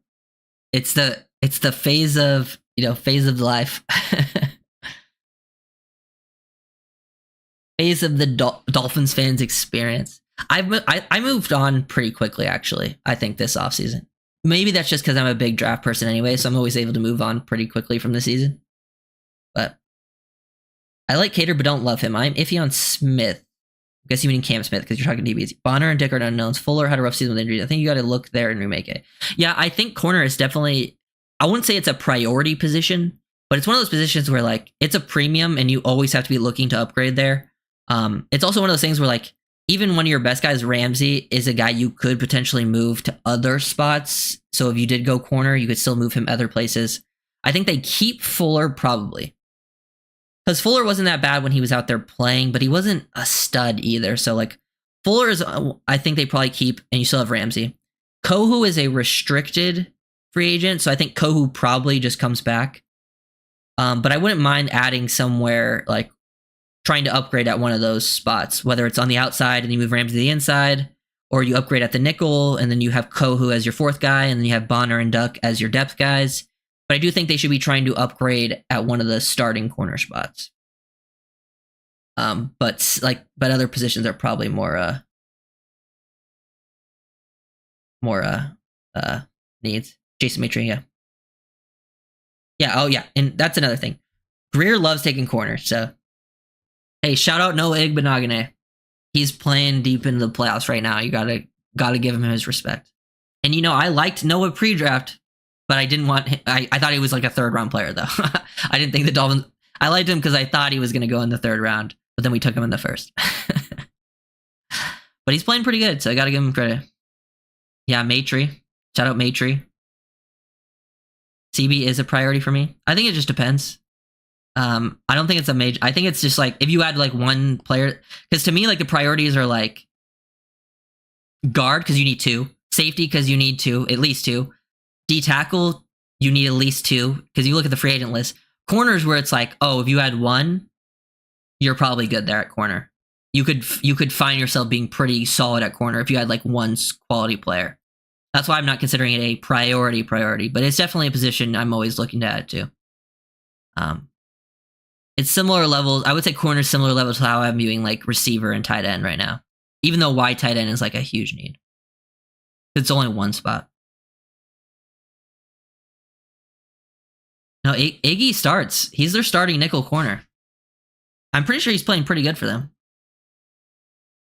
He's not like playing elite, but he's playing pretty good. What about a coverage linebacker? I mean, yeah, off-ball linebacker, always looking for it. I think the Dolphins need to add next to it. But also, if you want someone to maybe stop tight ends, you need a safety that can play with some versatility.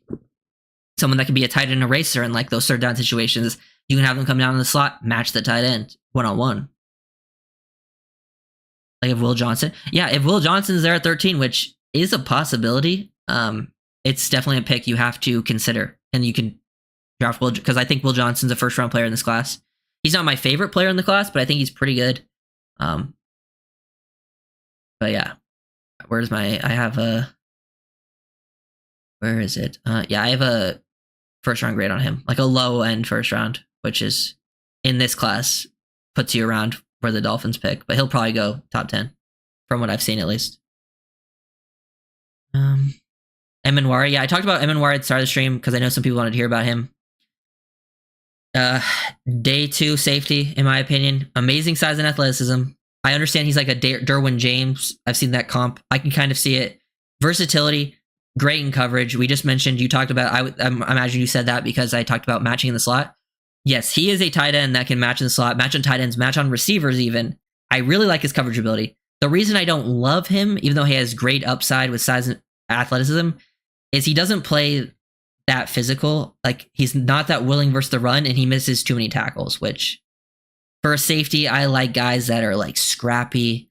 Obviously, I want the athleticism and all those things too, but I want a guy that's going out there making tackles, being involved versus the run when they're a part of the run fits. But he is a guy, like, if you do draft him, end up taking him, put that guy and let him match up on tight ends. He can be a tight end eraser. And he can play as like a, backup safety. And Noah's still only 20 years old. He is young as hell, though. How old is Noah? He's probably like 24, which is kind of crazy. 25, maybe.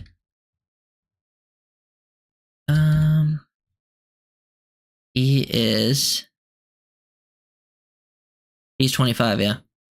Hey, shout out, because Noah and Jackson, we took them back to back in that first round. They were like, the 2 youngest players in that draft? It's kind of crazy. Yeah, Zach, stud. Steelers, I'm not even worried about that. That's the reason, like, D-line's a huge need, because everybody is a free agent besides Sealer, but, like, it's not a position I'm like, oh my god, I'm so stressed, because you have Sealer, and he's a stud, and you can put just someone average next to him, and I feel like if you can get the same depth we had last year and then have, like, someone okay next to him, you'll be fine at D-line. But I would like to have another stud.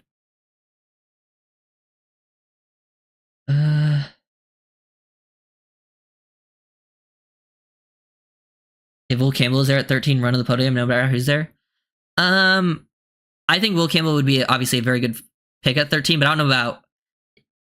He's not that type of prospect where, like, oh, he's there at 13, you got to run to the podium no matter who else is there. I think there's other guys that I might prefer over him, but most likely he would be best player available. Most likely. Did I mention that I love Makuba? I will try to get a video out of Makuba. I've obviously watched him. I love his instincts.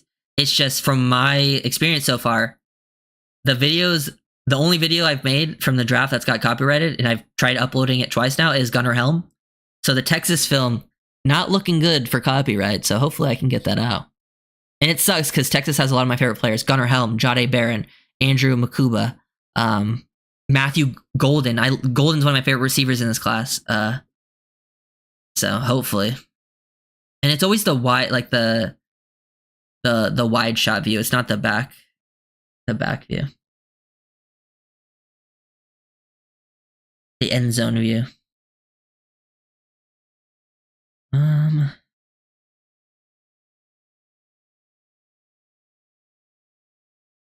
Greer better not worry about comp picks this offseason. I don't think he will be, because I think last year he was thinking about it because the Dolphins had multiple guys hitting free agency that were going to hit, like, big, and they didn't want to cancel that out. I think this year the only one who can really do that is Holland, and I think he's going to be a little more willing to not worry about comp picks, because I don't think he probably thinks he doesn't have as much time. He's thinking this is like a make or break here. Alfred Collins, yeah, another good Texas name. Another guy I like.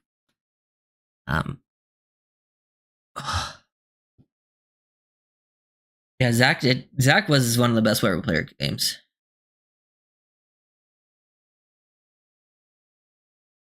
Ethan Burke. I know the name. I've seen him play. It's just, he's not a player I focused on yet watching Texas. I don't have too many. I don't have, like, a strong opinion yet.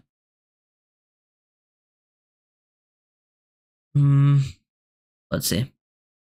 I have been finding receivers I like, though, which is interesting. I don't think it's a great receiver class, but there's some names here to work with. And I think the Dolphins could add some guys that would fit what they need. Like, there's a lot of scheme fits in a receiver. And receivers obviously not the biggest need, but it is definitely something I think they can get better at.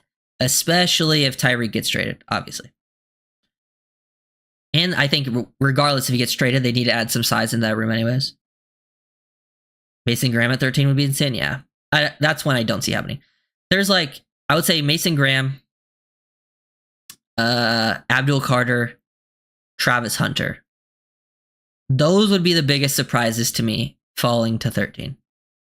Those are the guys I just feel like are going to be gone.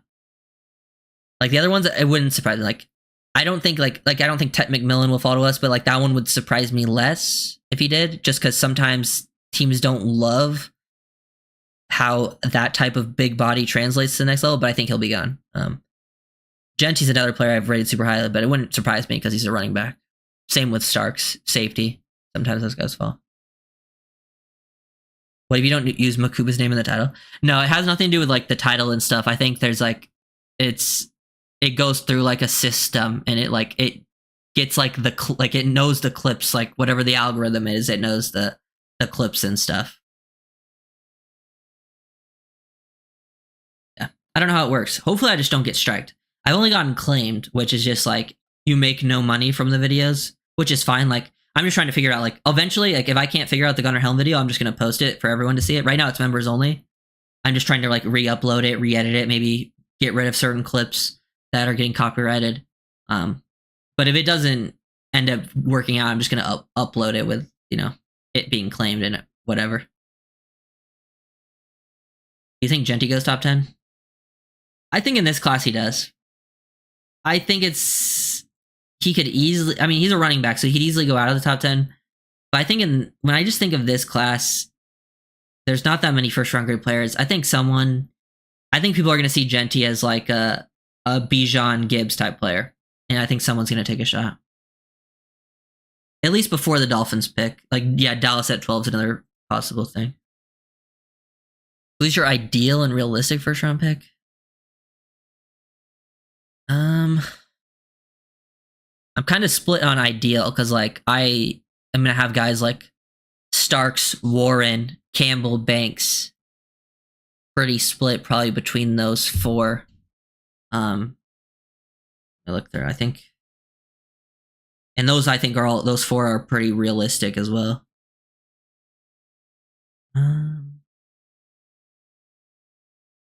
Let's see, draft targets. Yeah. Probably those four. I'm probably still like kind of split on who we should go after exactly. I think it probably depends on what I will after free agency, I will definitely have like a player that it's like, okay, this is my number one guy at this spot. But I think free agency can kind of change my order because I'm gonna have all those guys like pretty evenly graded.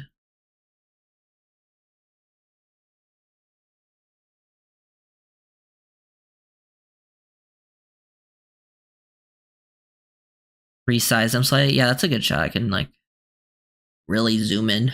Maybe I'll try that. O-line will be gone by 13. I don't think it's a guarantee, but they probably will be, but I don't think it's a guarantee. Because I could see like some of the O-linemen, like I wouldn't be surprised if Josh Simmons or Armand Membao went before Banks or Campbell. Like that wouldn't surprise me. I wouldn't be surprised if someone likes Connerly a lot. Because those guys are like Simmons and Connerly and Membao. I could see teams seeing them more as tackles and seeing Banks and Campbell more as guards. And sometimes those guys fall.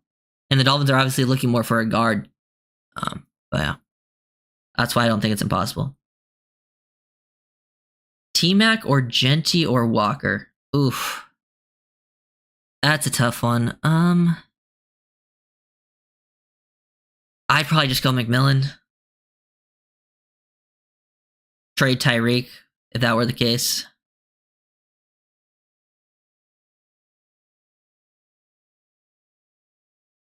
Like Latham went top 10 last year. Yeah, I liked Latham a lot. JC Latham. And like there was a lot of O-linemen last year. That was a better class at the top, tackle-wise, with Alt, Latham, Fuanga, Mims, Fashanu. Honestly, all those guys are probably better. Yeah, it was way better.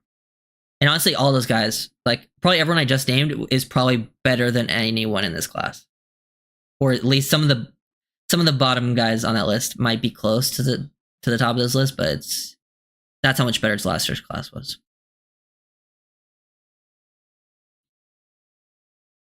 But who knows? Okay. Wait. Okay. Give me an either or option, guys. Someone give me an either or first round / second round pick combo that I would like. Like,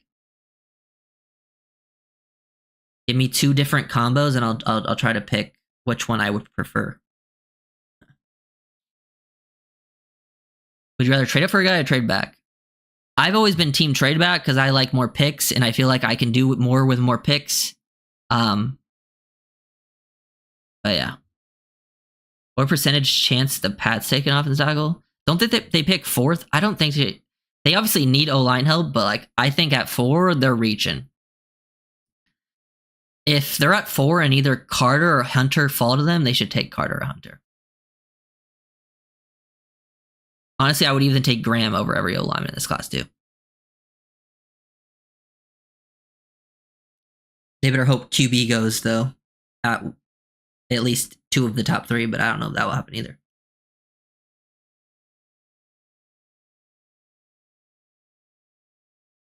Oh.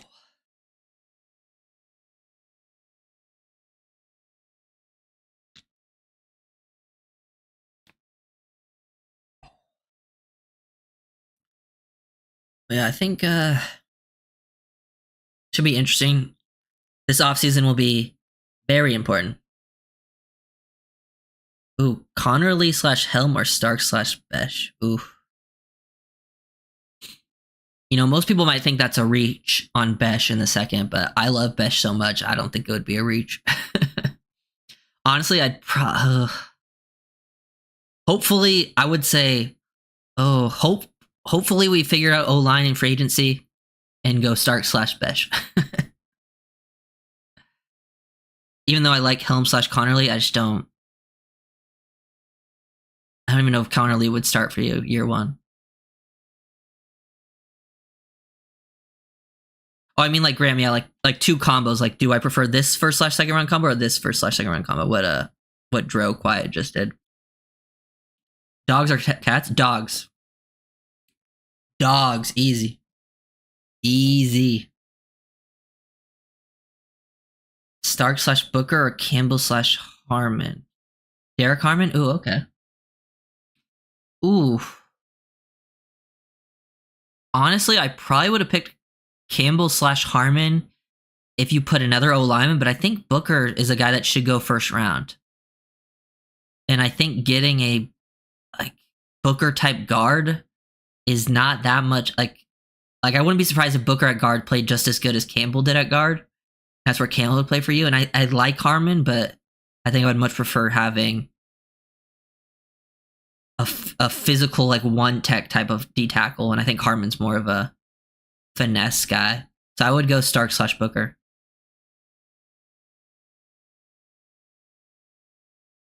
Fannin at 48, Gadsden at 98. I'd go Fannin at 48. I don't think either of them are exactly what the Dolphins look for at tight end, but I think Fannin would definitely be more productive in the Dolphins system. Gadsden's more of like a big slot seam threat. He's like more of a Gesicki type. And I think that tight end just doesn't fit at all with what the Dolphins do.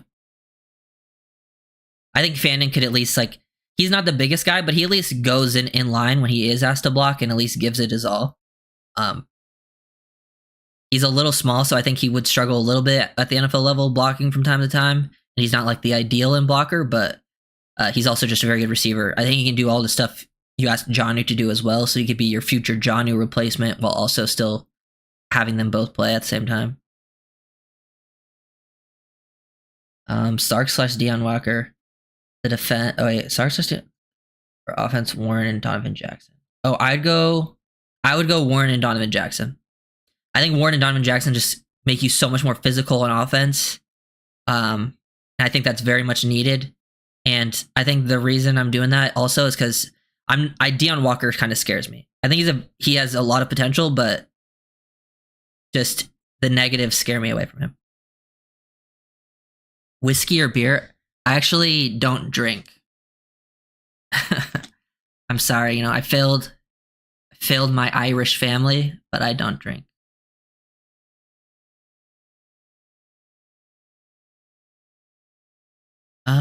Malachi Starks / Donovan Jackson or Banks slash Barron. Oh, you're saying Barron like Jade Barron? Okay. Ooh, this is a good one. This would be like, I think both of those would be home runs, but I would go with. Ooh, that's so tough because I actually think I was gonna say I'm gonna go with Barron, but I think Barron and Jackson are both guys that probably are gonna go first round anyways. So I was thinking of both of them as first round players. I'm just gonna go Banks / Barron because I think Barron's like one of my favorite players in this class, and I'm biased. Did Chop play up to his draft slot? Yeah, I would say Chop played above his draft slot. Shout out Chop. He's better, even better than I expected. And, I was definitely maybe not super excited when they first drafted him, but like I definitely, after rewatching Chop film, and it was more like, I was more disappointed when they drafted Chop just because the guys I really wanted went right before him. But then when, rewatching, I'm like, oh, I could definitely see Chop having his impact right away. And he even impacted better than expected, so shout out Chop.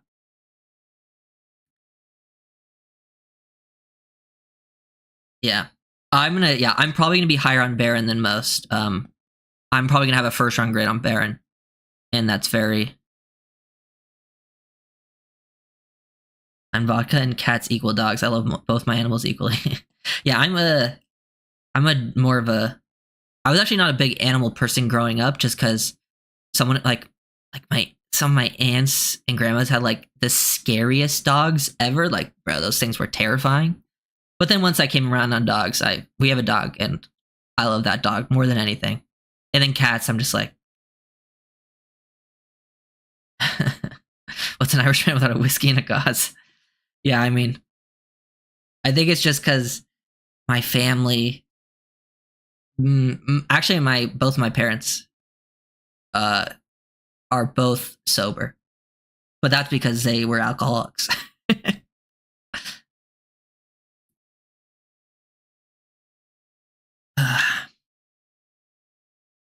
And my dad wasn't born in Ireland, but like half of his, like he has like 10 brothers and sisters, typical Catholic family. And like half of his brothers and sisters were born in Ireland.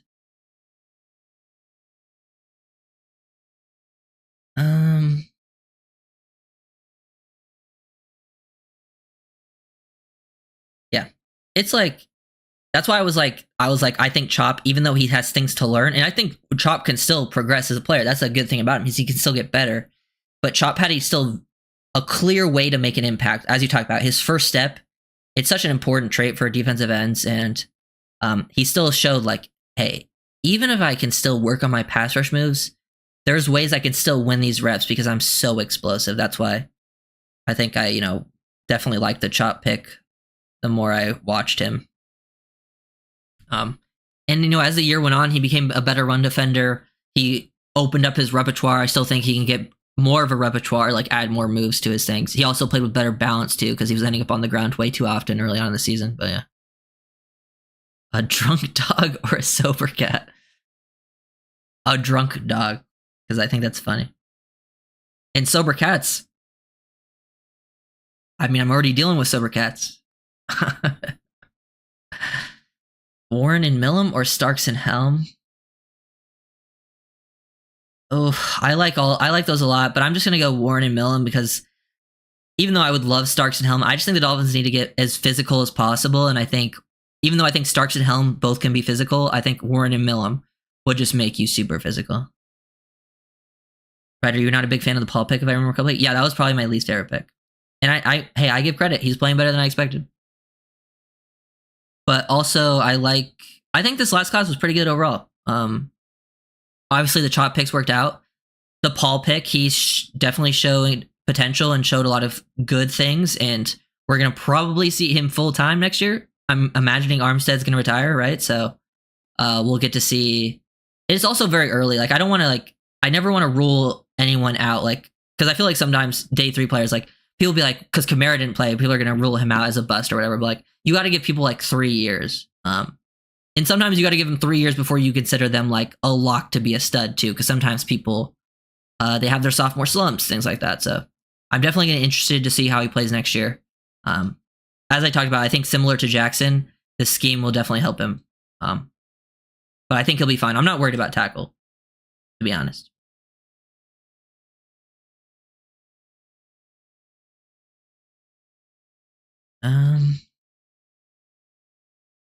Either Malachi Stark / Lander Barton or Nick Scorin / Donovan Jackson. Ugh. Now you're giving me tough ones because I'm like, now I'm not a big. I wouldn't take Barton in the second, and then I also wouldn't take Scorin in the first. But I like Starks in the first and Jackson in the second. Oh. I guess I would just go Scorin / Jackson because at least you're getting most physical on both sides of the ball. And I think Jackson in the second is just really good value. We just need guards.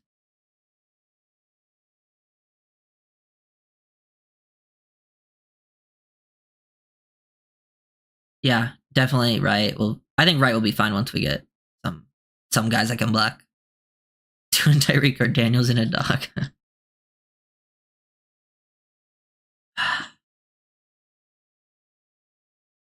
Right, and our lads all rookie list via YouTube. Chop Bart and the wide receiver from Jackson all made that list. Yeah, no, I feel you. I know, yeah. So the guys I wanted were still all very good, obviously, but the guy maybe that wasn't as high on, they still worked out. So that's a good thing. Sometimes you can be both right and wrong. Because at least the guys I really liked last year when the Dolphins picked all end up being good. Coke or Pepsi? I actually don't know. Like, I'm not the biggest soda drinker either, but I mean, I'm definitely. I actually prefer, like, out of those two, I don't know. I guess both of them aren't my favorite sodas, but I guess I could go Coke.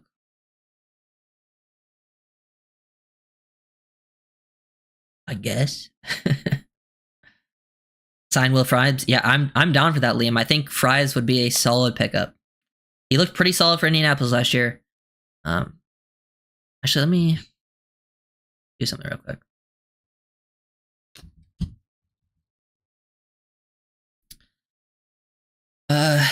Yes.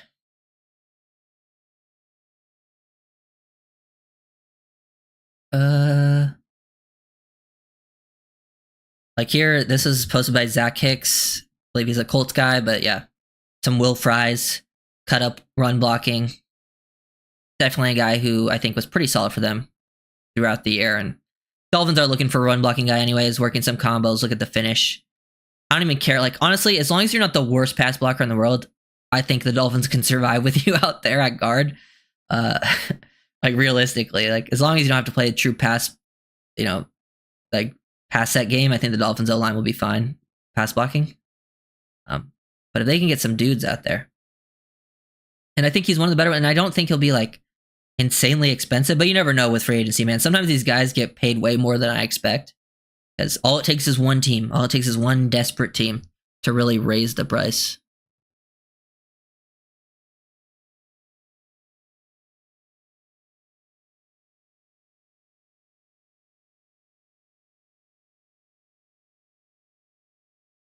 I hope Phillips comes back stronger, yeah.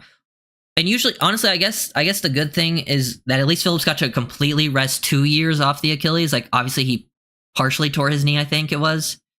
But I think it was just like one thing that he tore in his knee, so he should be able to come back pretty quickly from that. It's not like a long knee thing. But 2 years off the Achilles, I think, would be like, is at least like one positive out of it, because Achilles can be tough to come back from as an edge defender. And you know me, I'm a big Phillips fan. His play on the field, he is a very good player.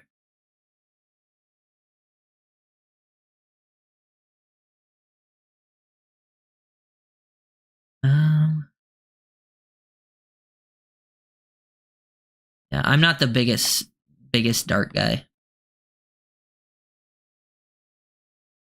Can a guard stand on his 2 feet? Yeah, it's what you need. Oh my god. I'll take Banks / Dart or Will Campbell / Ewers. I mean, you have to take Banks / Dart because I have Banks and Campbell rated pretty closely. And then even though I'm not the biggest Dart guy, I mean, you will never catch me taking a Quinn Ewers in the 2nd round, I'll tell you that. I don't even know if I would take Quinn Ewers in the 6th round. So At least Dart has some upside.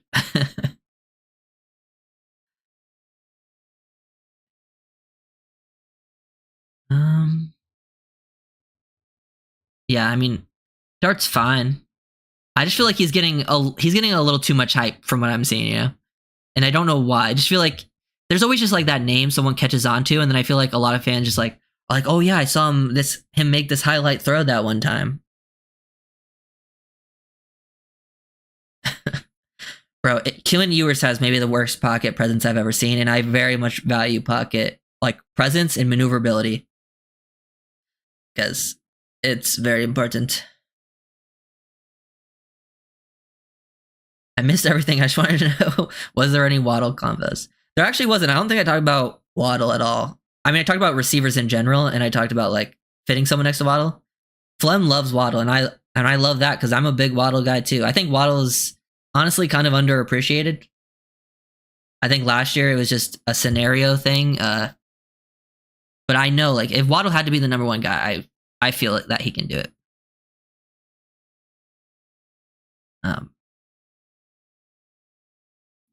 That's why I'm actually okay with trading away Tyreek and then adding someone to the room that maybe is more of a complement to the quick, shifty guys that we have. Is Jackson Dart the darling so far of the draft? It seems like it. It's just like for a lot of other fan bases too. Like I've seen, like I follow a bunch of different fans from other, but like I know the Browns fan base is like, we should go after Jackson Dart, and then I've seen some people like who actually watch film and be like, we should not go after Jackson Dart. At least not as early as people are saying. Like I don't mind throwing darts at a player, but I feel like if you're going too early, it just ends up being a waste of a pick. And I understand the thought process of being like, just go after until you get the right QB. But like, if your evaluation tells you that he's not an elite QB, you don't just waste your pick on it. You trust your evaluation. You get it to the right spot, then you go after that, and then you take the developmental guy with the tools later on. Unfortunately, this draft does not have many guys that are developmental toolsy guys. That kind of sucks. Colson Yankoff with the last pick. I mean, with a name like that, why not? Reek and Chubb for Max? I mean, if that's possible, why not?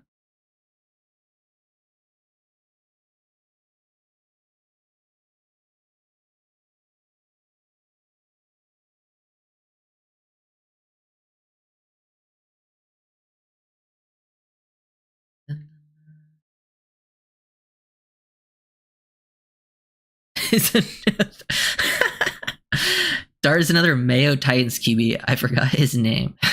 Will Levis? Yeah. He is the Mayo quarterback, though, yeah.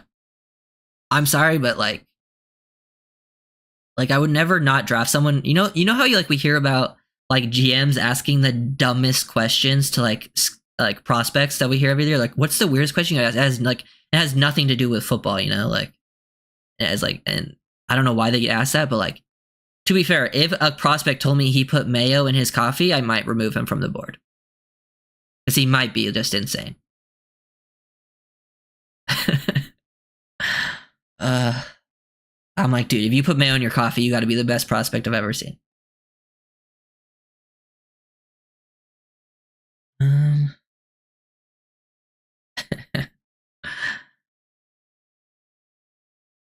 Yeah, good times.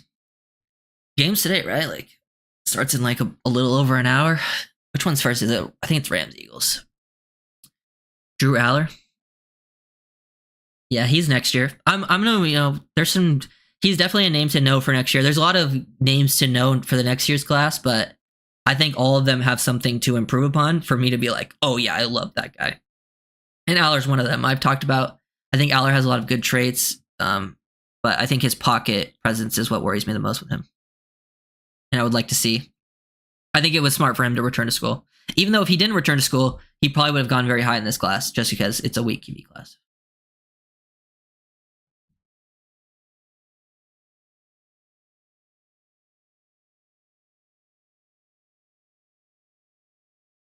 Left or right? I'm right-handed. I'm also like blind out of my left eye. I'm not blind, but like I have really poor vision out of my left eye. My right eye is like pretty fine. Um, you think that we made the only coaching changes we will? Oh, I thought he did. No, he didn't declare yet. Aller returned to school. So if Aller didn't return, he would be one of the more intriguing names in this class for sure. Yeah, nothing. I want nothing to do with Ewers. Even though Ewers out of this class, Ewers is one of the better scheme fits. I want nothing to do with it. I don't know if there are really any more coaching changes. I'm trying to think. I mean, I guess there could be some moving around, but I wouldn't be surprised if the coaching changes are just because like maybe some of our position coaches decided to take a job somewhere else, that type of thing. I don't know if they're gonna like fire anyone else. Tyler Warren / Donovan Jackson or Malachi Stark / Deion Walker. Warren Jackson. That one's pretty easy. I would go Warren Jackson.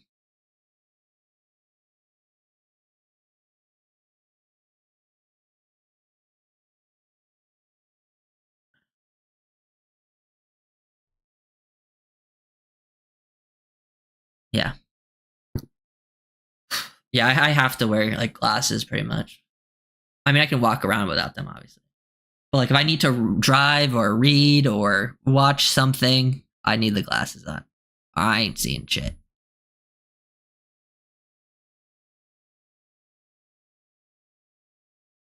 Did you talk about guards? Oh yeah, for sure. Talked about a lot of guards. We talked about everything to do with draft. Probably talked about pretty much every position. And if you're getting we're getting questions from Dolphins fans, probably going to be about guards.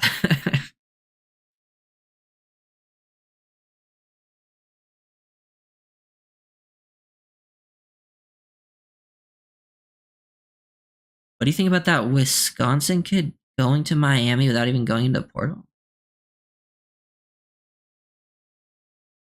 What do you mean? Honestly, I don't even know. I don't think I heard about that. Or do you have a Discord? Um, I mean, I'm in. Not really. I mean, I have Discord, but I don't really have like my own server set up. That might be a good idea though. I'll think about that. Set up a Discord and people can join.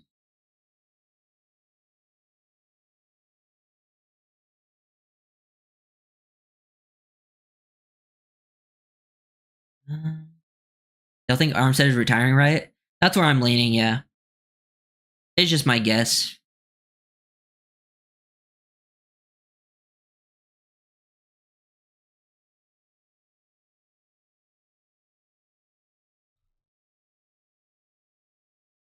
Xavier Lucas.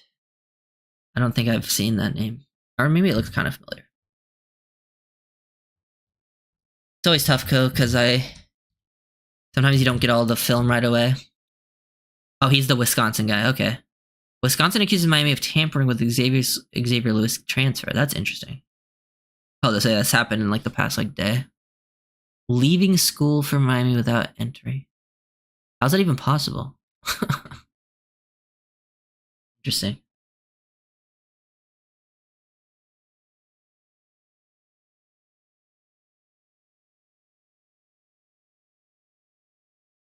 I've never used Blue Sky, so,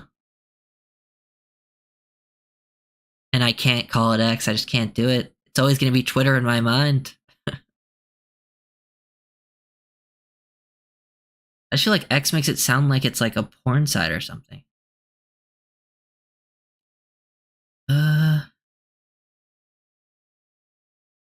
No. I'm responding to a tweet live.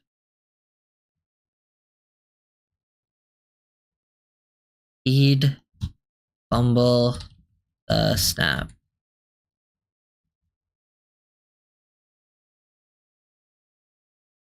Honestly, that might be. Oh yeah. Armstead could stick. I saw people. I don't think Armstead would just retire before he had to be a backup. You know. And if he wanted to like stick around to be like a coach, just make him a coach.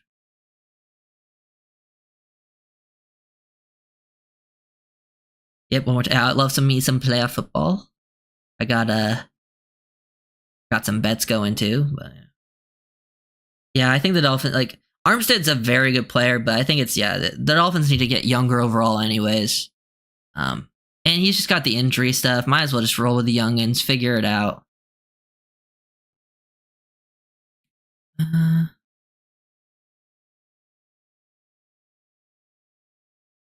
Yeah, I saw Jadon Blue declared from Texas. He's another interesting running back name. If you want a really good receiving back that's like the fastest guy in the class, that's always a name to know. Even though the Dolphins don't necessarily need the fastest back in the class that can catch the ball, it's always a name to know that McDaniel will probably love. Just in case. Just in case he's like, whatever, dude, let's take him. Oh, shit. That's crazy. Okay. I feel like this is the longest I've streamed. I guess when I streamed like the draft live, I probably went longer. Yeah, but any final questions? Yeah, Dolphins fans will definitely know about Gar. Yeah. Dolphins were too old last year, man. You can just tell. Some of those guys were tired. And I'm not saying like you just get rid of old guys and don't have any veterans play, but unless the veterans are playing like studs or like are very important to like calling stuff for leadership, like let's get those young guys out there.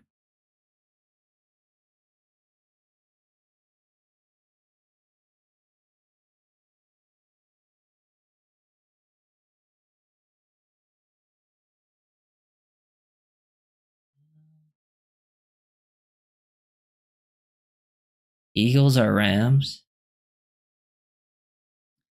I'd probably just lean Eagles, but I think the Eagles have the better team. And I think the Rams have the better quarterback, but I'm pretty sure it's going to be like, a snowy, windy game. And last time the Eagles played the Rams, they couldn't stop Saquon. So I imagine if the Eagles play like a pretty controlled game, they don't put the ball in Hurts' hands too often, I think they'll win. But I will be rooting for the Rams. And hey, Dolphins beat the Rams this season. Definitely our best win. Honestly, hope the Rams just win it all, so then we can be like, hey, we beat the Super Bowl winner. And I know. I used to work for a catering company when I lived in Southern California, and we catered for the Rams. So like I know some of those players and people on the coaching staff. I met them. I'm not obviously a Dolphins fan, but I don't hate the Rams by any means. And I feel like, Stafford's one of more of the fun QBs to watch in the game because he's a guy that has arm talent clearly, but he's a guy that plays the game how the quarterback should be played. Like his anticipation, the way he sees things, it's very, very good.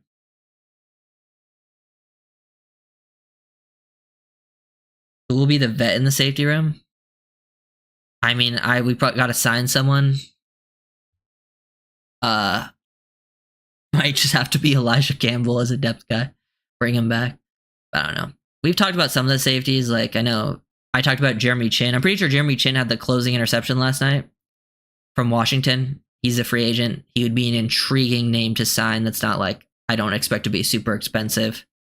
But the safety class I don't think has a ton of studs. But then there's some names there that you can be some players. Safety room's tough because really the only one you can potentially re-sign is Holland, but he's going to be expensive as hell, and he didn't play that good last year.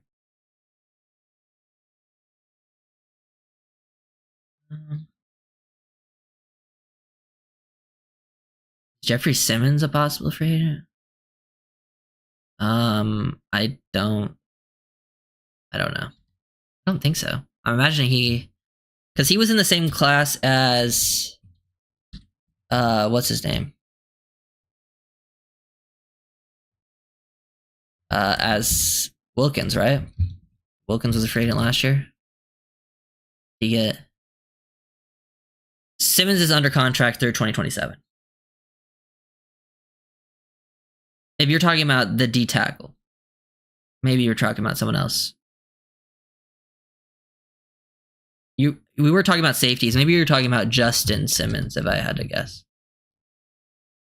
The safety.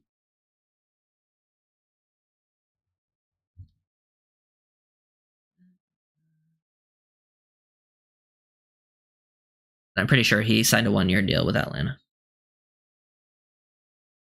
You need some swag on your walls. Yeah. Well, I won't be. I think we're moving up pretty soon, so get something new going on. But yeah, I think that will. Yeah, Justin. That's what I figured. But yeah, I'm pretty sure he's a free agent. But Simmons is pretty old though, so like I guess you need a veteran in the room. But my guess is we sign Simmons and he falls off a cliff like Jordan Poyer did. Just feels like a Dolphins thing to happen. Yeah. Yeah, so I'll have the Carson Schwessinger video out tomorrow for everyone to see, NFL draft, and then keep posting a lot of draft videos. I'm going to do, because the Senior Bowl is right around the corner, so I'm going to try to like do some draft videos on some of the Senior Bowl guys before the Senior Bowl actually happens, and then we'll stream and talk about Senior Bowl stuff, because Senior Bowl is actually a pretty big part of the process. Yeah. But yeah, this will. I'll probably, and I don't really have a set schedule with the streaming, but I'm going to try to be streaming on the weekends for sure, because it feels like more people can make it in. And then we'll still do some streams during the week. But yeah. Later, guys. Peace.